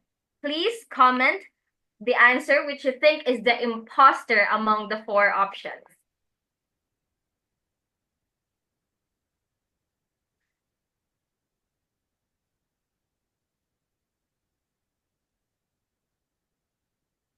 All right. Time is up. Answer is vowel. So congratulations, Miss Althea Mapula and Keith Muammar Miranda. You just won yourselves an extra credit from our esteemed professors. Next, we have round 2, match, loss, and preservation. Options are intergenerational transmission, loan words, language documentation, and lexicon preservation. Who do you think is the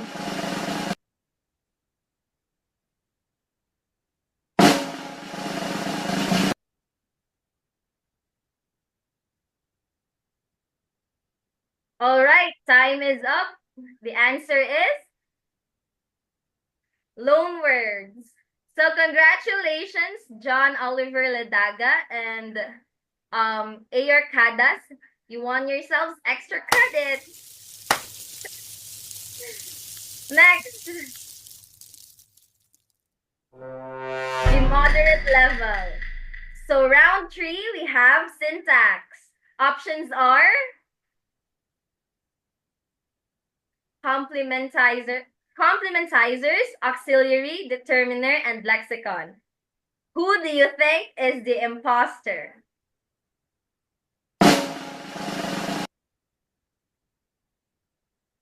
All right, time is up. The answer is lexicon. So congratulations, Masumpad and Lakaden. You guys just won yourselves extra credit. Next, we have round 4. Concepts.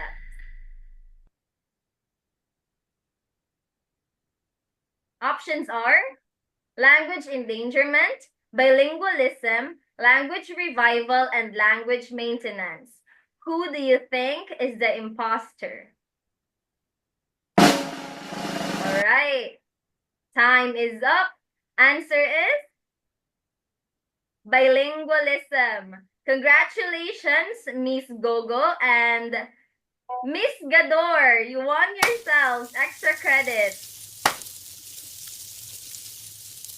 For the final level, we have difficult round.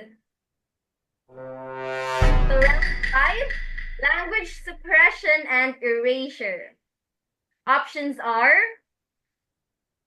language revitalization, language suppression, cultural genocide, and monolingual education. Who do you think is the imposter?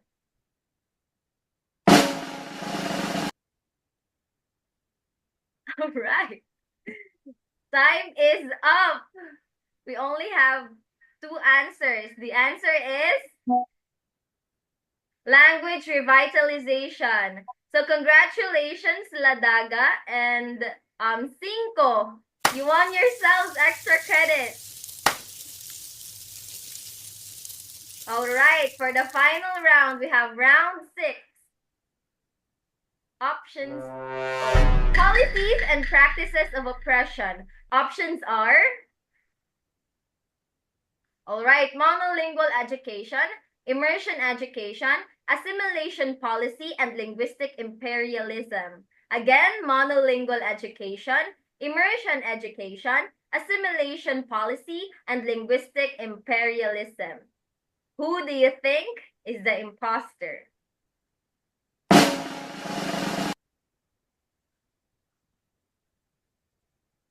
All right. The answer is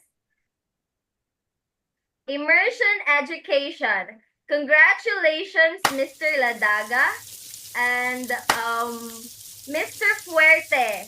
You guys won yourselves extra credits.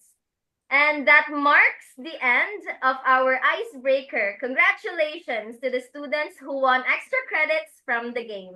And thank you all for your active participation. I now give the floor to our ever so lovely host. Ma'am, we may proceed. Thank you, Miss Darlene. And now we're excited to introduce our second international lecturer. Here to introduce our speaker is Ms. Kizaya Cizain Francisco, one of our dedicated language faculty members. Ma'am Kizaya, the virtual floor is yours.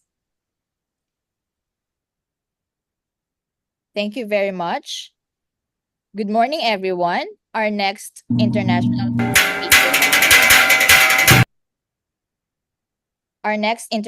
speaker is an associate professor of politics at La Trobe University, Australia. He is a political anthropologist whose work focuses broadly on the intersections of language and power. He edited the Routledge Handbook of Language Revitalization and is also the author of the recently published book by the Cornell University Press, The Politics of Language Oppression in Tibet. His academic publications have appeared in the Annual Review of Anthropology, American Anthropologist, State Crime Journal, Patterns of Prejudice, and other journals. Please help me welcome Dr. Gerald Roche.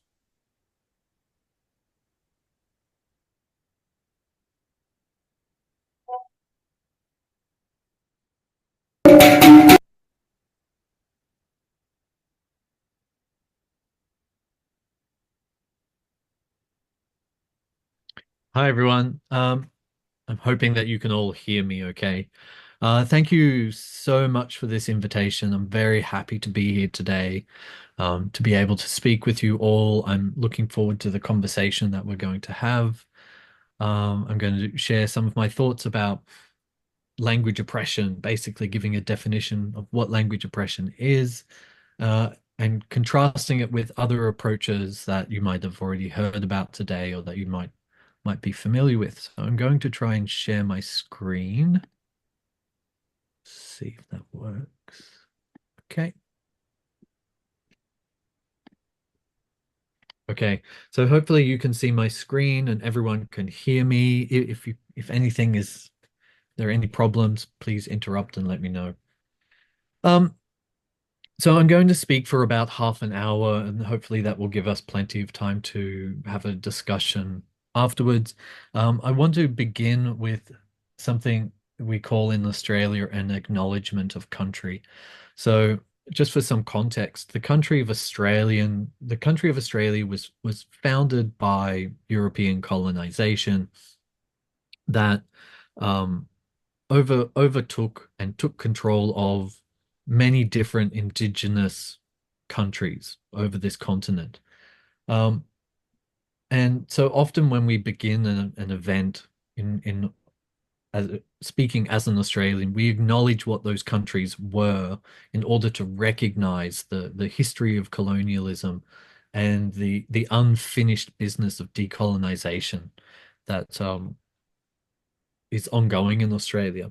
So I want to acknowledge that I'm speaking to you from the unceded lands of the Wurundjeri people, who are one of the members of the broader Kulin Federation. And I want to recognize that the city of Melbourne, where I live, is the site of ongoing struggles for language reclamation and revitalization for the Wurundjeri Woiwurrung language and the Bunurong language. I also want to acknowledge that the university that I work at, which is called La Trobe University, is named after a historical figure called Charles La Trobe.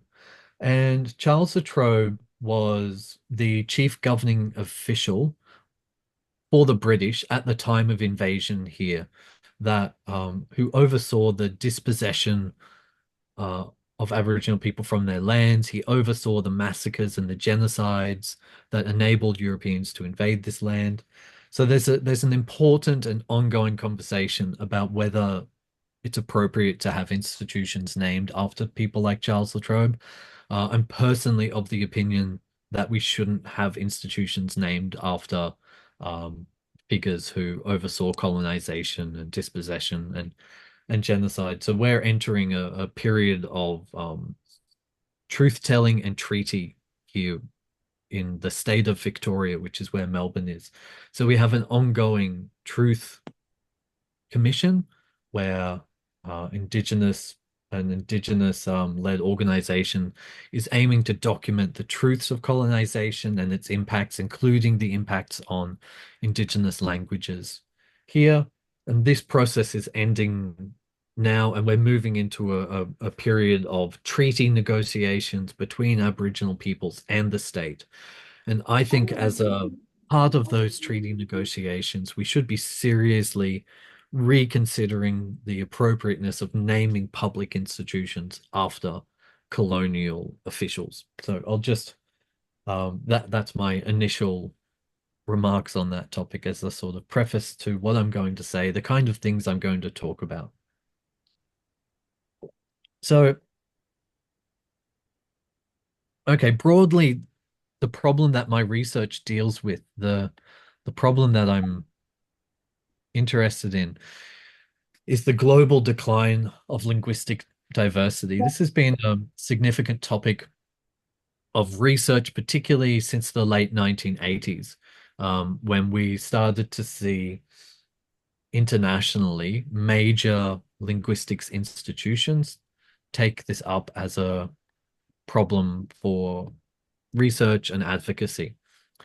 And since that time, we have many different estimates of how many languages around the world are endangered. The estimate that I find to be the most helpful and reliable, though I also think it's probably a conservative estimate, is the estimate from the Endangered Languages Project with their catalog of endangered languages, which is a good open access, systematic resource that provides freely accessible information on all the world's endangered languages. And they estimate that just under half, I think it's around 46% of the world's languages are currently endangered. And so that means that the intergenerational transmission of those languages is collapsing, that they are losing membership in the language community. And if that trend continues unabated, that those languages will no longer be in use anymore. And what that statistic suggests is that we are headed for a world of much reduced linguistic diversity. And so I'm interested in thinking about that as a global political problem.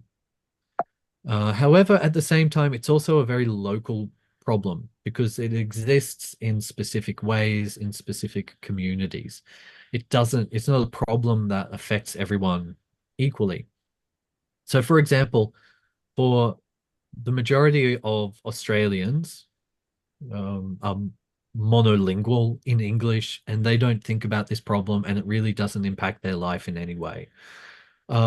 the people who are impacted by this tend to be, in the global scheme of things, relatively vulnerable groups. So they're indigenous peoples, ethnic minorities, and so on, other groups like this. So even though it's a global problem, it doesn't impact everyone equally, and people tend to be concerned about it and think about it and affected by it relative to their privilege. So the other local dimension of it is the way in which local communities around the world are working to maintain and revitalize their languages. So the impacted communities are often struggling to resist the loss of their language. And sometimes that struggle to resist language loss can take the form of an explicit public protest movement, people marching in the streets, holding signs and things like this. But more often than not, that resistance takes the form of kind of an everyday political struggle that is woven into the fabric of people's regular lives, right? So that work to maintain and revitalize languages is supported by a range of different experts. Some of them work in universities, some of them work in civil society organizations, some of them work in governments. Those experts come from a wide range of disciplines. There are linguists, there are anthropologists, sociologists, applied linguists, political theorists, political philosophers, and so on. And it takes a wide range of perspectives to think about this issue and to address it at the global and local levels. And that's the broad context within which I situate my work. So I'm just going to talk about like two common approaches to the problem of language endangerment before outlining my own approach. So the first one that I'm going to talk about is from linguistic anthropology. So linguistic anthropology, over the last couple of decades, the research around this problem of global language loss and language endangerment has primarily been based on ethnographic research. And so ethnographic research means you go somewhere, you live with the community, you learn the language, you participate in everyday life, and you kind of hang out. But you hang out in a systematic way. You gather data while you're hanging out with people, but it's a highly qualitative research method through the lived experience of the researcher themselves participating in what people do from day to day. And in anthropological research on this problem of language loss, one of the key concepts that has been used to help understand what is happening is this concept of language ideology. So language ideology is basically, we can basically summarize it as what are the things that people in that community believe about languages. So, you know, that might include, for example, their understanding of what language is, how language works, what its relationship is to identity, how languages change over time, what causes a language to become endangered, and what they can do to intervene in that situation. So people have lots of beliefs about languages, and they are often not aware of what those beliefs are, and they often don't express those beliefs explicitly. So the anthropologist has to learn about those language ideologies just by kind of hanging around, watching people, listening to what they say, and observing how they react to different situations. One of the key problems that anthropologists have explored through the use of ethnographic research and theories of language ideology is what has come to be known as the revitalization paradox. So the revitalization paradox is the idea that if you go into communities where people are using endangered languages and you ask them why, how do you feel about this? What do you want to do about it, etc.? Very often large sectors of the community will say, we are worried about this, we want to do something about it. However, when you observe the behavior that people engage in, they either aren't consistently acting in line with those desires, or they are engaging in activities that actively work against those aims and goals that they have stated. So anthropologists trace the roots of this language revitalization paradox to language ideologies that people hold. Essentially, that people have unhelpful beliefs and understandings about language that lead them to engage in contradictory behaviors which do not support the maintenance and revitalization of the language. So this has kind of been one of the key contributions of linguistic anthropology to this field.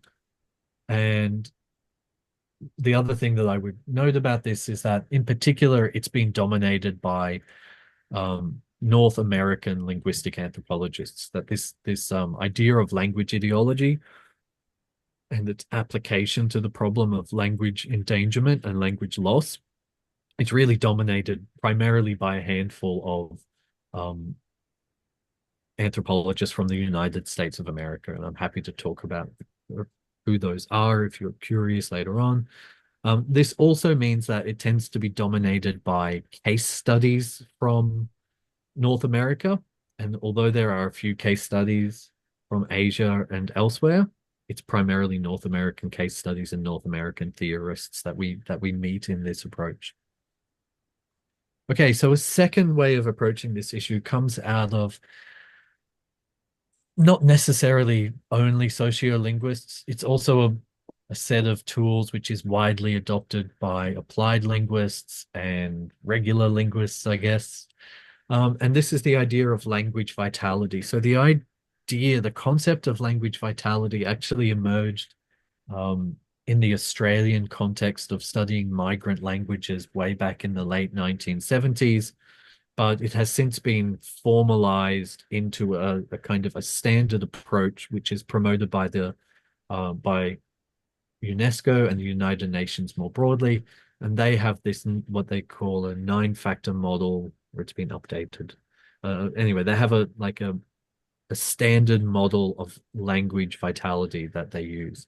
So in terms of research, as this approach, focusing on language vitality, does not rely so heavily on ethnographic methods. You don't need to go to a place, spend huge amounts of time learning languages and understanding culture and hanging around in this approach.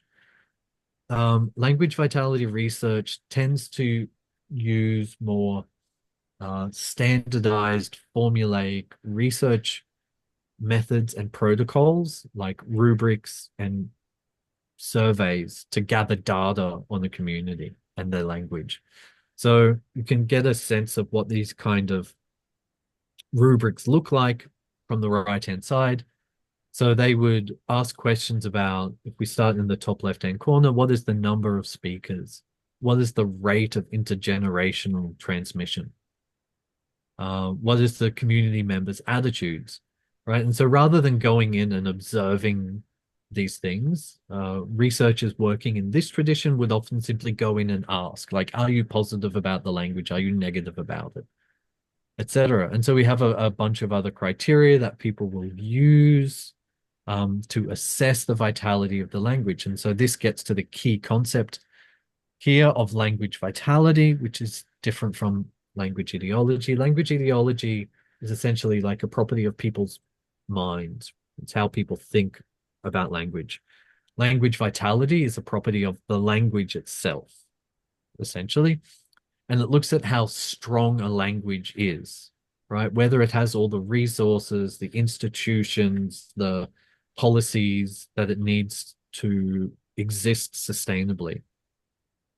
And the key problem that has been investigated in this tradition is the idea of reversing language shift, which comes from the late American scholar Joshua Fishman. And he proposed this model of reversing language shift by reclaiming domains. So I'll just explain what that means. So a domain is kind of like a unique context in which a language can be used. We might think about education, media, healthcare, business, entertainment, etc., as distinct domains. And this idea of promoting language vitality is that the language essentially needs to be put back into those domains if it's no longer in them, and that once a language is fully used across all the domains, that will support its vitality. We also have here on the bottom left-hand corner, you can see there's this category of response to new domains, so that as new domains like technology appear, the language needs to go into those domains and sort of fill up the gaps, and that will give it vitality. And all of the other things like the materials for the language, the quality of documentation, institutional policies, etc., the attitudes, all of those support the language to be used in those domains. And the idea is that a language that is fully used across domains will be safe and will be transmitted across generations. So this is the language vitality approach from sociolinguistics, applied linguistics, and sort of more mainstream linguistics. And now I'm going to contrast those two approaches with the way that I think about these issues through the concept of language oppression. I'll talk a little bit about that. So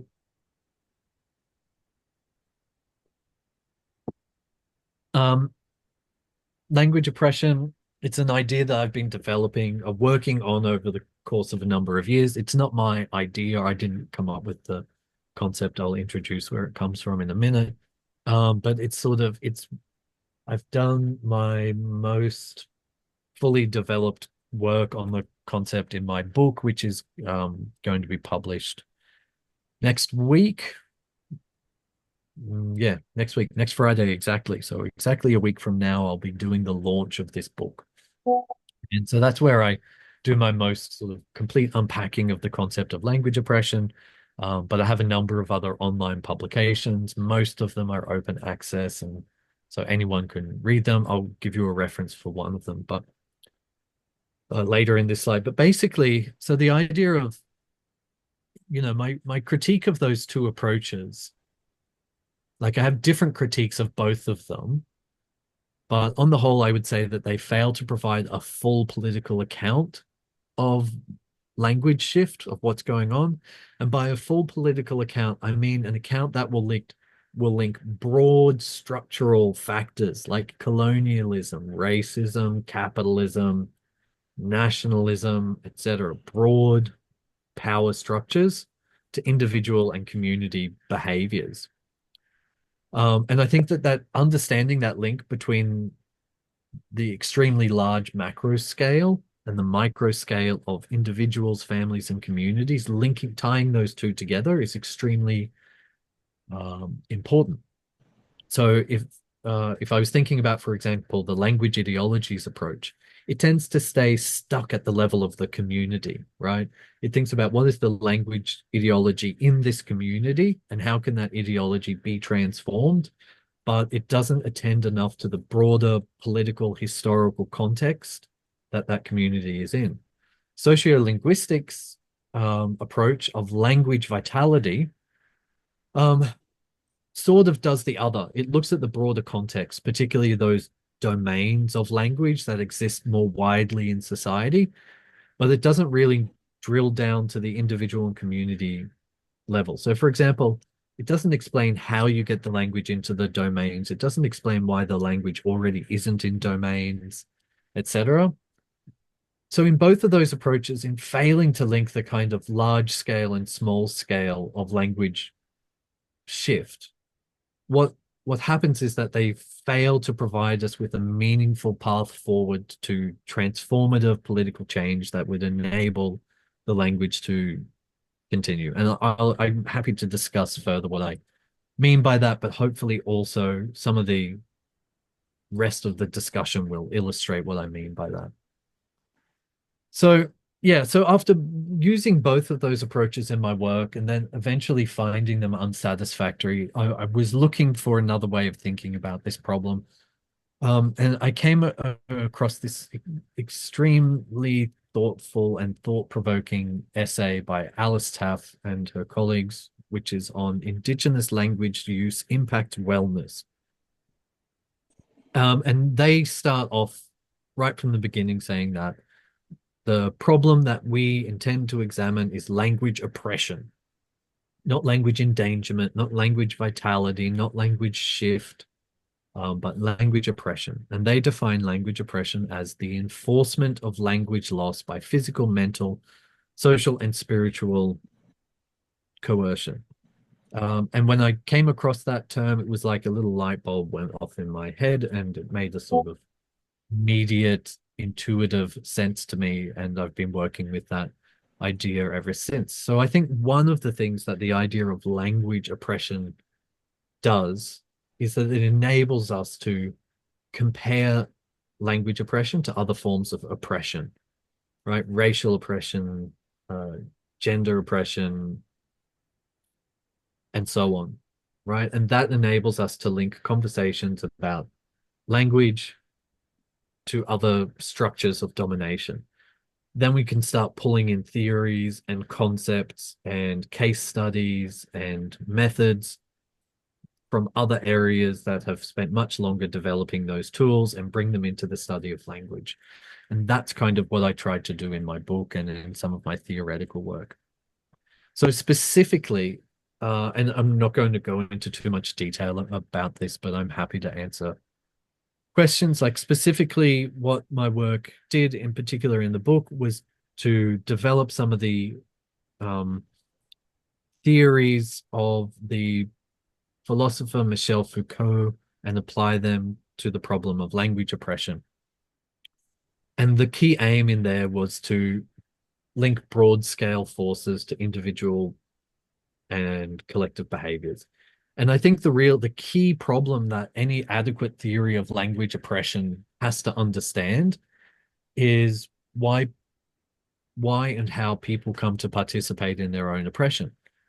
Because this is necessary in the case of language endangerment. Language has become endangered through a process of collapsing intergenerational transmission.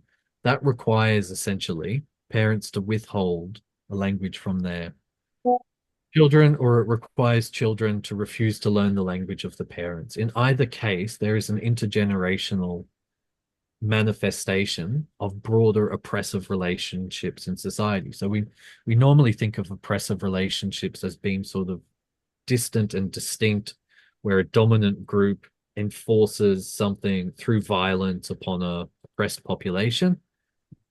Foucault's work gives us a sort of a complex series of theoretical tools for thinking about how oppression is much more subtle, much more integrated into everyday life, and requires the participation of people in their own oppression. So one of the articles where I talk about this a little bit is this article in the journal Patterns of Prejudice, and also furthermore in the book. But the thing to take away there is basically what I've done is to solve that problem of linking the broad scale structural to the individual and communal level, is that I've taken theories from political philosophy, and particularly the work of Michel Foucault, and I can talk a little bit about which ideas I think are helpful later on if you want to know more. Okay, so the reason why I think thinking about language oppression is important is because it provides a new set of pathways forward to maintain and revitalize Indigenous languages that are different from the practical methods that are suggested by linguistic anthropology and sociolinguistics, and the focus on language ideology and language vitality. When we start thinking about language oppression as being about the interplay of political forces, that enables us to think about different types of actions that we can engage in that are primarily political actions, which enable us to maintain and revitalize endangered languages. So just this morning, I got the article, the proof copy for this article, which will be published shortly, hopefully in the next week or two. But this is an article where I'm developing some of these ideas. I'll get to that in a second. The main point that I want to start out is that even though we're talking about languages, linguistics as a discipline does not necessarily supply us with the tools that we need to intervene successfully in this situation. Expertise from linguistics is relevant and necessary, but not sufficient to solve the problems that we are facing. Linguistics and linguists have to cooperate with other people with different forms of knowledge to adequately solve these problems. So I'm just going to briefly mention like two bodies of knowledge and applied practice that I think are very useful for thinking about problems of language maintenance and revitalization. So one is the idea of language rights. So language rights draws on the broader human rights tradition in thinking about language as something that people are inherently entitled to, that they are able to make claims on, and which someone, usually the state, the government, is obliged to deliver something to them, right? So thinking about language in relation to rights enables us to compare language maintenance and language revitalization efforts to other rights-based campaigns, right? So rights around fundamental rights like civic and political rights, rights around gender, sexuality, and so on. There's a whole broad range of human rights campaigns and concepts that the language maintenance and revitalization movements can draw on. But then secondly, on a broader theoretical level, I think that we can also turn to social movement theory, which is like a branch of political theory or political science, depending on how you think about the problem. And social movement theory is the study of how social change is created and sustained by it's created by sustained collective action. So protest movements, essentially. And there's a really 75 years of research in this area that we can turn to that helps us understand how social change is created by collective action. And there are loads of debates in this area that can inform our thinking about how to successfully maintain languages. Like, how do you get people to participate?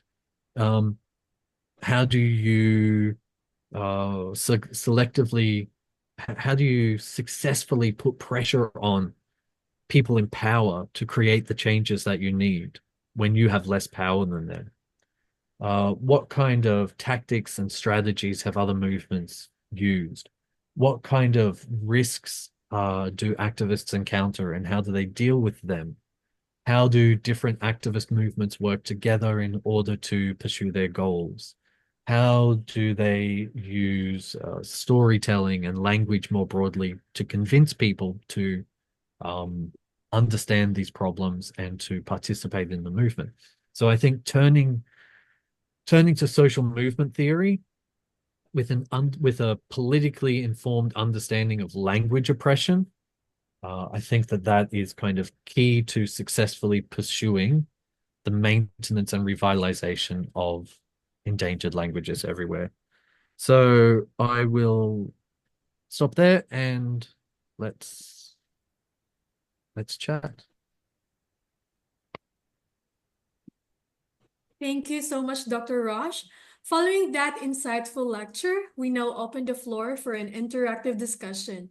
So to guide us through this open forum, we are We are pleased to pleased to have have Jomar Jomar Forte Forte as our as our moderator. moderator.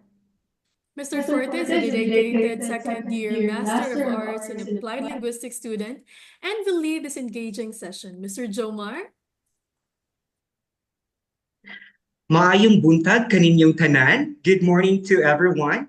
Before we continue, I must say that Doc Gerald Roche's presentation was truly illuminating. You know, his words really resonated with me, and I'm sure many of us feel the same, right? You know, it is undeniable that this issue deserves our full attention, and I couldn't agree more with your call for collective action and awareness. Now, consider the reality. Many of these languages, which have existed for centuries, are disappearing at an alarming rate. Speakers silenced not by choice, but by systemic forces. This is the sobering fact of language oppression, a force that manipulates power dynamics and reshapes the way we communicate.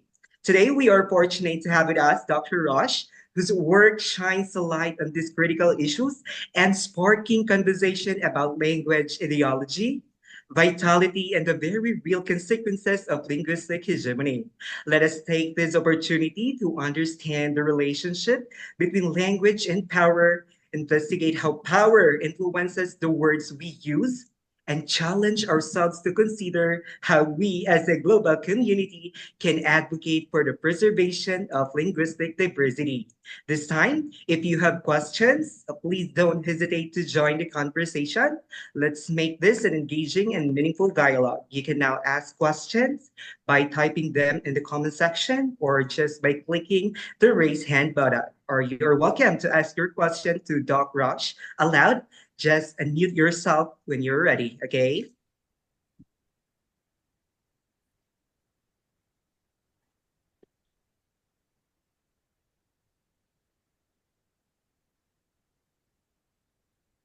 Okay.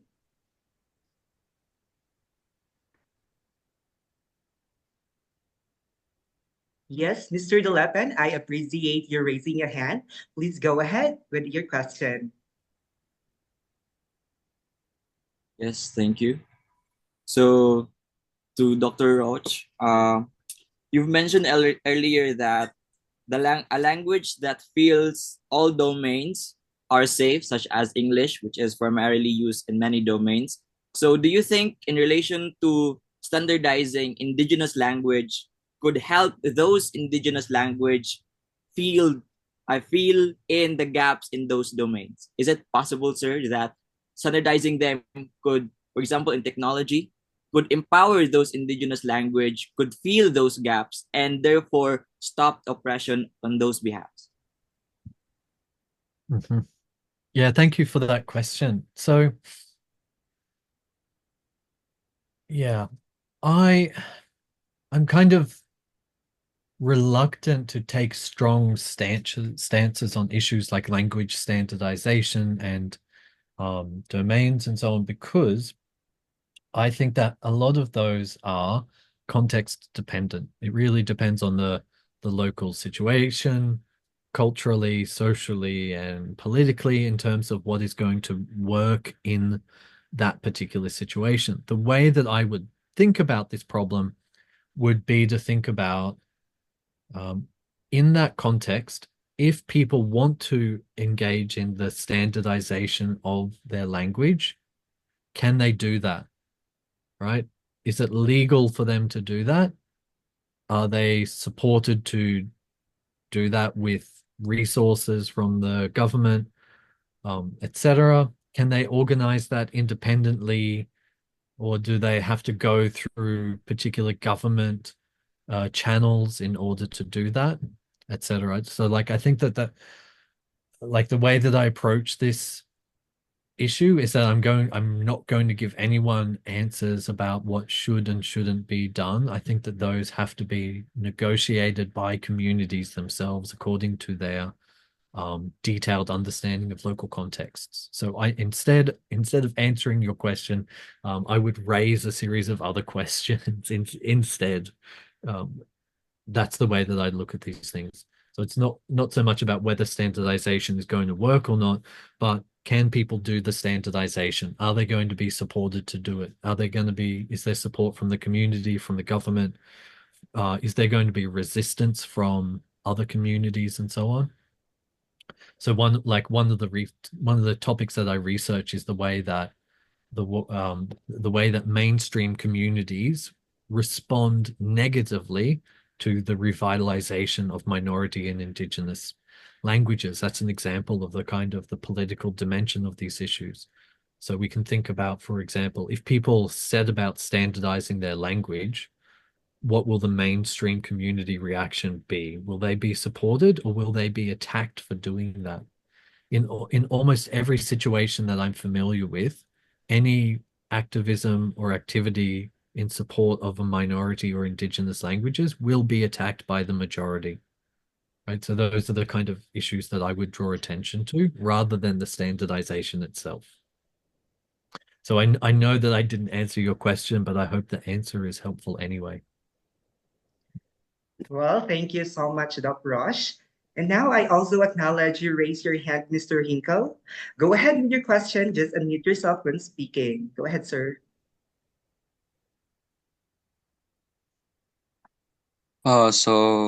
Excuse me.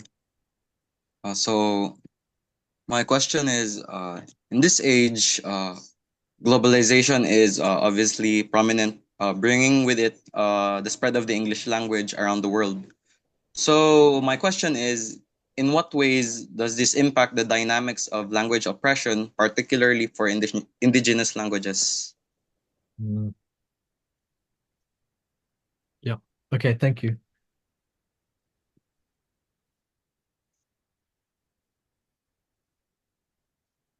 Yeah, so um I guess that I'm a little bit critical of the way that globalization is spoken about as a threat to indigenous and minority languages. Like globalization is often seen as this like dark cloud that hangs over everything, sort of blocking out the sun. It's this weird, mysterious force that does something, but we don't know who is doing it, why it's happening, how it happens. I would always encourage people to sort of dig down deeply into the specific processes that constitute globalization and the specific actors who are doing the things that are globalization. So when we think about, for example, the global spread of English, I think we have to look at least two different things which kind of get covered up by globalization. So the first thing is the historical legacies of colonialism, right? So so my ancestors are Irish before we came to Australia. My family was in Ireland. We spoke Irish. We were colonized by the British. The British then drove my ancestors out of Ireland into Australia, where my ancestors then colonized the lands of Indigenous people and forced the English language onto them.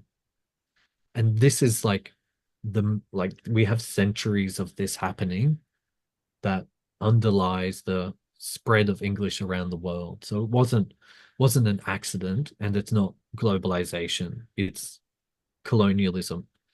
Now that's an historical fact. It happened in the past, but that doesn't mean it's irrelevant to the present. There are things that can be done to undo the harms of colonialism. So one of the issues I'm interested in is reparations. So the payments to formerly dominated, enslaved, or colonized peoples, right?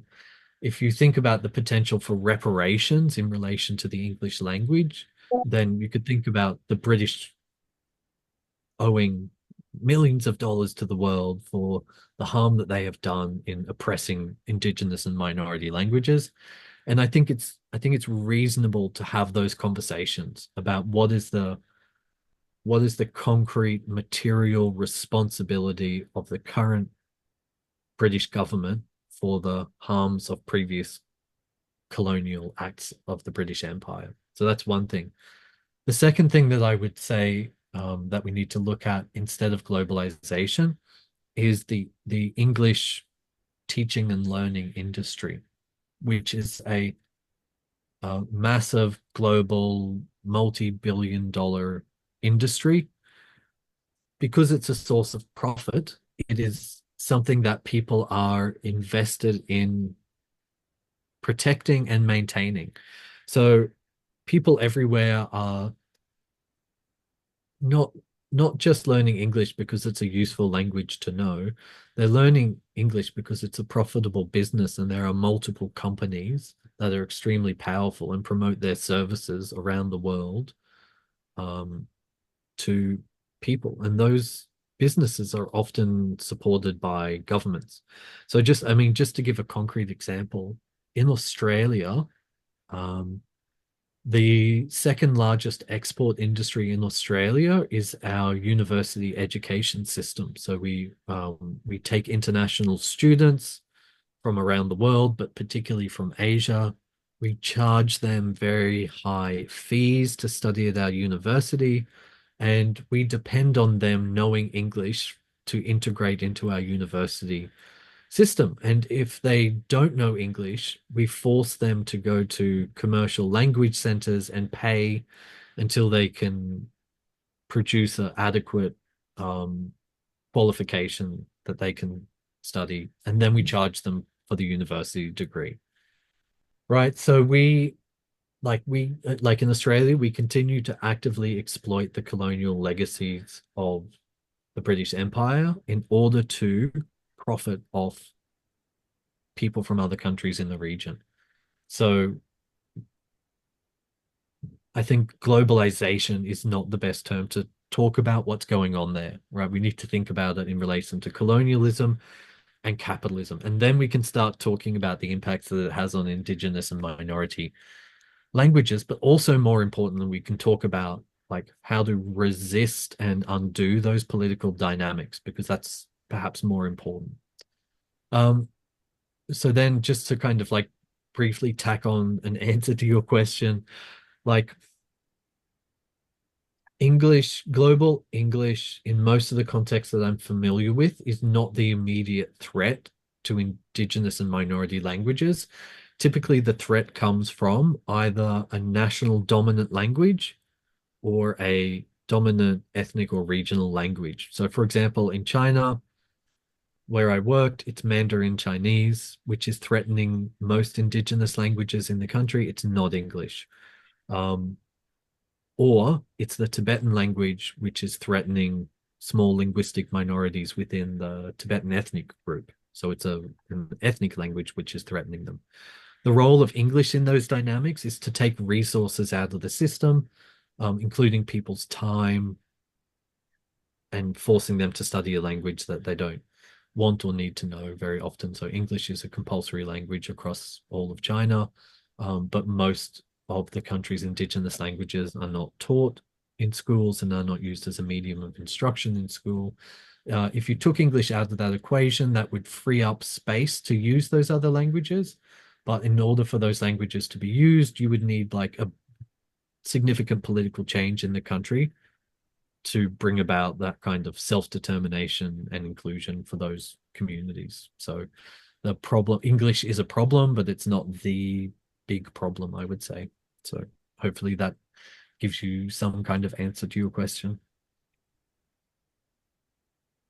Thank you so much for those practical answers, Doc. And now, thank you also for raising your hand, Ms. Manso. Please share your thoughts or ask your questions. Wait, so am I audible? Yep, I can hear you. Thank you, thank you. Anyway, so my question is, in the context of language oppression, and as the world is increasingly dominated by global communication networks, does linguistic diversity still hold the same cultural and intellectual value, or has its relevance diminished in favor of dominant global languages? Because where technology facilitates communication across borders and languages alike, such as English, Mandarin, and Spanish, and because because of globalization, efficiency and convenience is becoming more prevalent. So in the sense, is the use or preservation of lesser known languages still seen as something crucial, or is it romanticized into like becoming a nostalgic pursuit of the old identities we have during back in our days? Yep. Yeah, thank you. Thanks for that question. And once again, I'm going to give a slightly unusual answer to that question. So the approach that I advocate, looking at the problem of language oppression, the emphasis is first and foremost on the oppressive relationships rather than the language and their utilities. So if we start out looking at the problem from a utility perspective, we ask questions like, what is the value of the language? Does it have economic benefits? Will it give me a cognitive benefit and improve my brain function? Will it integrate me into national society? Is the language a storehouse of indigenous knowledge and wisdom, etc.? When we start out by asking questions of utility, that very quickly and easily becomes a justification to eliminate languages that are not perceived as having utility. And in situations where you have unequal power relationships, that decision about the utility will always be made by people in power who can basically decide whatever they want. So my concern is that utility justifications for language maintenance and revitalization are always vulnerable to abuse by within the context of power hierarchies. However, if we start off not even thinking about the language and we think about the social and political relationships and focus on the oppression, then the question that we ask is very different. And instead of thinking about the language utility, we ask ourselves, is this oppressive relationship fair and just? Do we want this oppressive relationship to continue? What are the harms and other negative consequences of this oppressive relationship? And I think even when you just start using the word oppression and you start focusing on those questions rather than the languages themselves, the answers are very clear. Like, there's nothing positive about oppression. There's nothing good about oppression. There's no utility in oppression. I don't think it's kind of romantic or naive or nostalgic to say that oppression is bad, right? And in terms of the harms, like some of the other research that I've done is looking at the ways that language oppression is harmful on a physical, biological level in terms of impacting people's health and well-being. And I don't want to go into all of the details of that because that would be a completely separate talk. But the general point that I would make is that, like, language oppression is not only unjust in terms of it being an oppressive relationship, but that it also specifically harms the people who suffer under language oppression. And so the question is it fair for those people to suffer those harms? And the answer is no. Like, a good society is equal and just, and everyone has equal chances, and everyone is equally spared harms and so on. And so when we focus on those political questions, or when we focus on the political dimensions of the issue, we ask different questions and we get very different answers quite quickly. In terms of all those other questions that you asked about the utility of languages, like, I would simply just not I would simply just not ask those questions. I would direct attention towards other questions. Yeah. So once again, I have not answered your question, but I hope I've provided some insight that will help you think about the problem in a different way. Thank you so much, Doc Roch. It really addresses the necessity of creating spaces where all languages can coexist and thrive. We greatly appreciate all your insightful questions. Unfortunately, due to time constraint, we wouldn't be able to address all of them today. However, we encourage you to reach out with any remaining inquiries, and we will make sure to follow up you with afterward. Your engagement is highly valued, and we look forward to continuing the conversation. And now we would like to thank Doc Roch for his invaluable insights and for guiding us through such a crucial topic. You know, your words have not only informed us, but also inspired us to think critically about the role of language in our world. As we conclude, I encourage each of you to instill the lessons to heart and consider how we can advocate for linguistic diversity in our communities. Now it's time to hand the spotlight back to our host. Thank you for your participation, and let's continue this important conversation moving forward. Thank you so much, Sir Jomar and Dr. Rosh. As we show our appreciation, we would like to present you with a certificate of recognition. Let me read the citation. Certificate of recognition is hereby given to Dr. Gerald Roche for sharing his time and expertise as resource speaker on the topic language oppression during the second Ilmu International Lecture Series on Applied Linguistics held on November 8, 2024 via Zoom. Once again, thank you, Dr. Roche, for being with us and contributing so profoundly in today's event. Now let's have a special moment to capture today's wonderful gathering. I would like to invite everyone to join us for a virtual photo with our speaker. For a virtual photo opportunity. So please turn on your cameras and get ready to smile as we commemorate this event together. Let's create a snapshot of the incredible connections we've made today.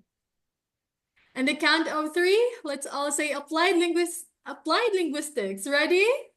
1, 2, 3. Applied linguistics. All right. Thank you so much, everyone, for being such a great sport. With that, we kindly ask everyone to take a few moments to complete our evaluation form. Your feedback is incredibly valuable to us. It helps us understand what worked well and how we can make future sessions even better. The evaluation form link has been shared in the screen, so please don't forget to fill it out before you leave. Your insights and thoughts will make a big difference. As we approach the conclusion of our event, I am pleased to welcome Assistant Professor Joy R. Rosunar, CAS Associate Dean, to deliver a closing remarks. Ma'am Joy? To the administrators of the University of Southeastern Philippines, represented by the Vice President of Academic Affairs, Dr. Jennifer C. Nueva, who also happens to be a faculty member of the Master of Arts in Applied Linguistics program, the Dean of the College of Arts and Sciences, Dr. Marnie Grace I. Sonico, the Director of the Institute of Languages and Creative Arts, Mr. Francis N. Regino, the Program Head of the Bachelor of Arts in English Language Program, Associate Professor Sajad S. Ingilan, the Faculty of CAS, specifically Dr. Catherine M. Roble, the Institution of the English Language Program in USEP. Organizers, students, and guests, good morning. First of all, I would like to congratulate the officers of the Linguistic Student Society and the BA students, together with the CAS faculty of the CAS faculty, for organizing this second Ilmu International Lecture Series.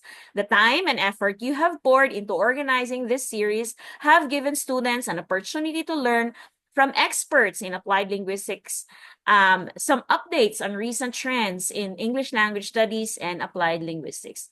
Speaking of the students, our audience, they're the ones that I would like to congratulate next, because their attendance and active participation in today's lectures must have given them some eureka moments that would be valuable in crafting their own research proposals. Finally, I would like to express my deepest gratitude to our guests from various countries who are also renowned scholars in the world. Thank you for your messages and lectures today, Dr. Muhammad Alakad of University Malaya, Malaysia, Associate Professor Dr. Nasrin Abdillah of University Technology Mara, Malaysia, Associate Professor Dr. Rodney C. Jubilado of the University of Hawaii at Hilo, Professor Dr. Maya Kemlani David of the University Malaya, Malaysia, and Associate Professor Dr. Gerald Brosh. Daghang salamat for being generous with your time and knowledge. Sa maulang to, congratulations to the organizers and audience, and thank you very much to all our speakers and lecturers. Maayong buntag kanatong tanan. Thank you so much, Ma'am Joy. As we come to the close of our enlightening session today, let us take a moment to reflect and express our gratitude. I would like to invite Brent Lloyd Likayan to lead us in the closing prayer.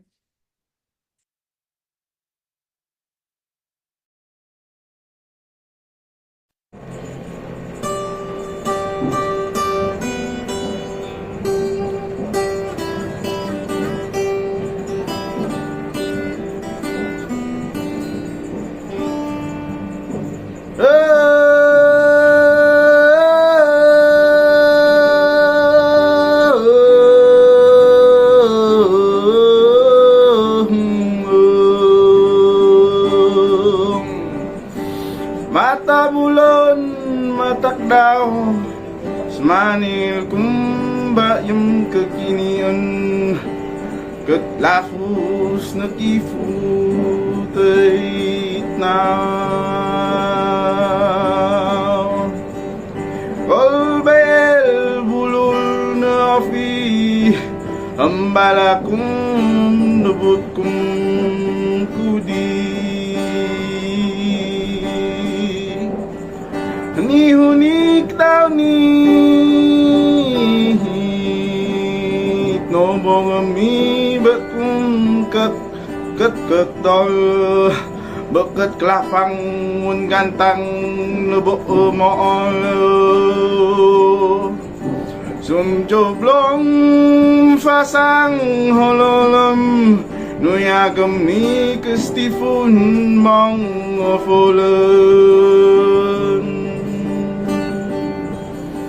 Amadota mamulu Demi mundu langit na tanang pe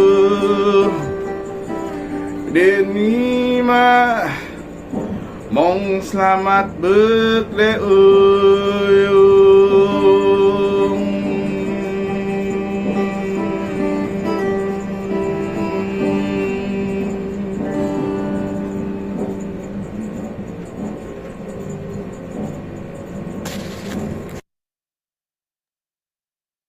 Everyone, we're thrilled to share a little something to look forward to. Mark your calendars because the third Elmo lecture series is already in the works for next year. And of course, our kinasing-kasing pagpasalamat to each and every one of you for joining us today. Your participation and engagement have made this event a truly remarkable experience, and we are grateful for the insights and enthusiasm you've shared. As we bid farewell, let us carry forward the knowledge we've gained and the connections we've made. We hope to see you again in the future events. Until then, amping kanunay and madugi na salamat.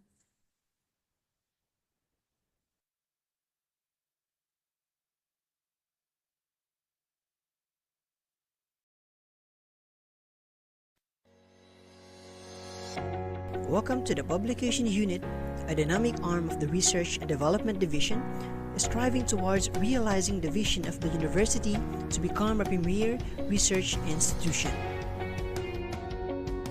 Its main mission is to support and guide faculty researchers in transforming their research into publishable papers with high impact through mentoring training and workshops.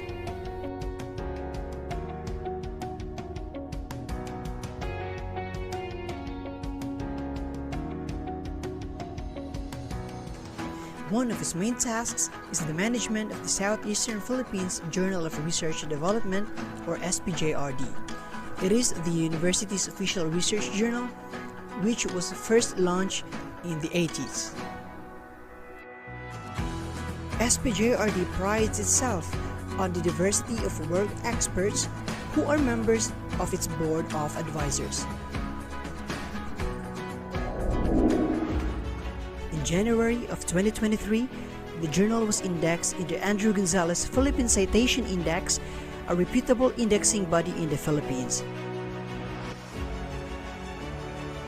In September of the same year, SPJRD also made a breakthrough when it was indexed by Scopus, which is considered a top indexing database in the world.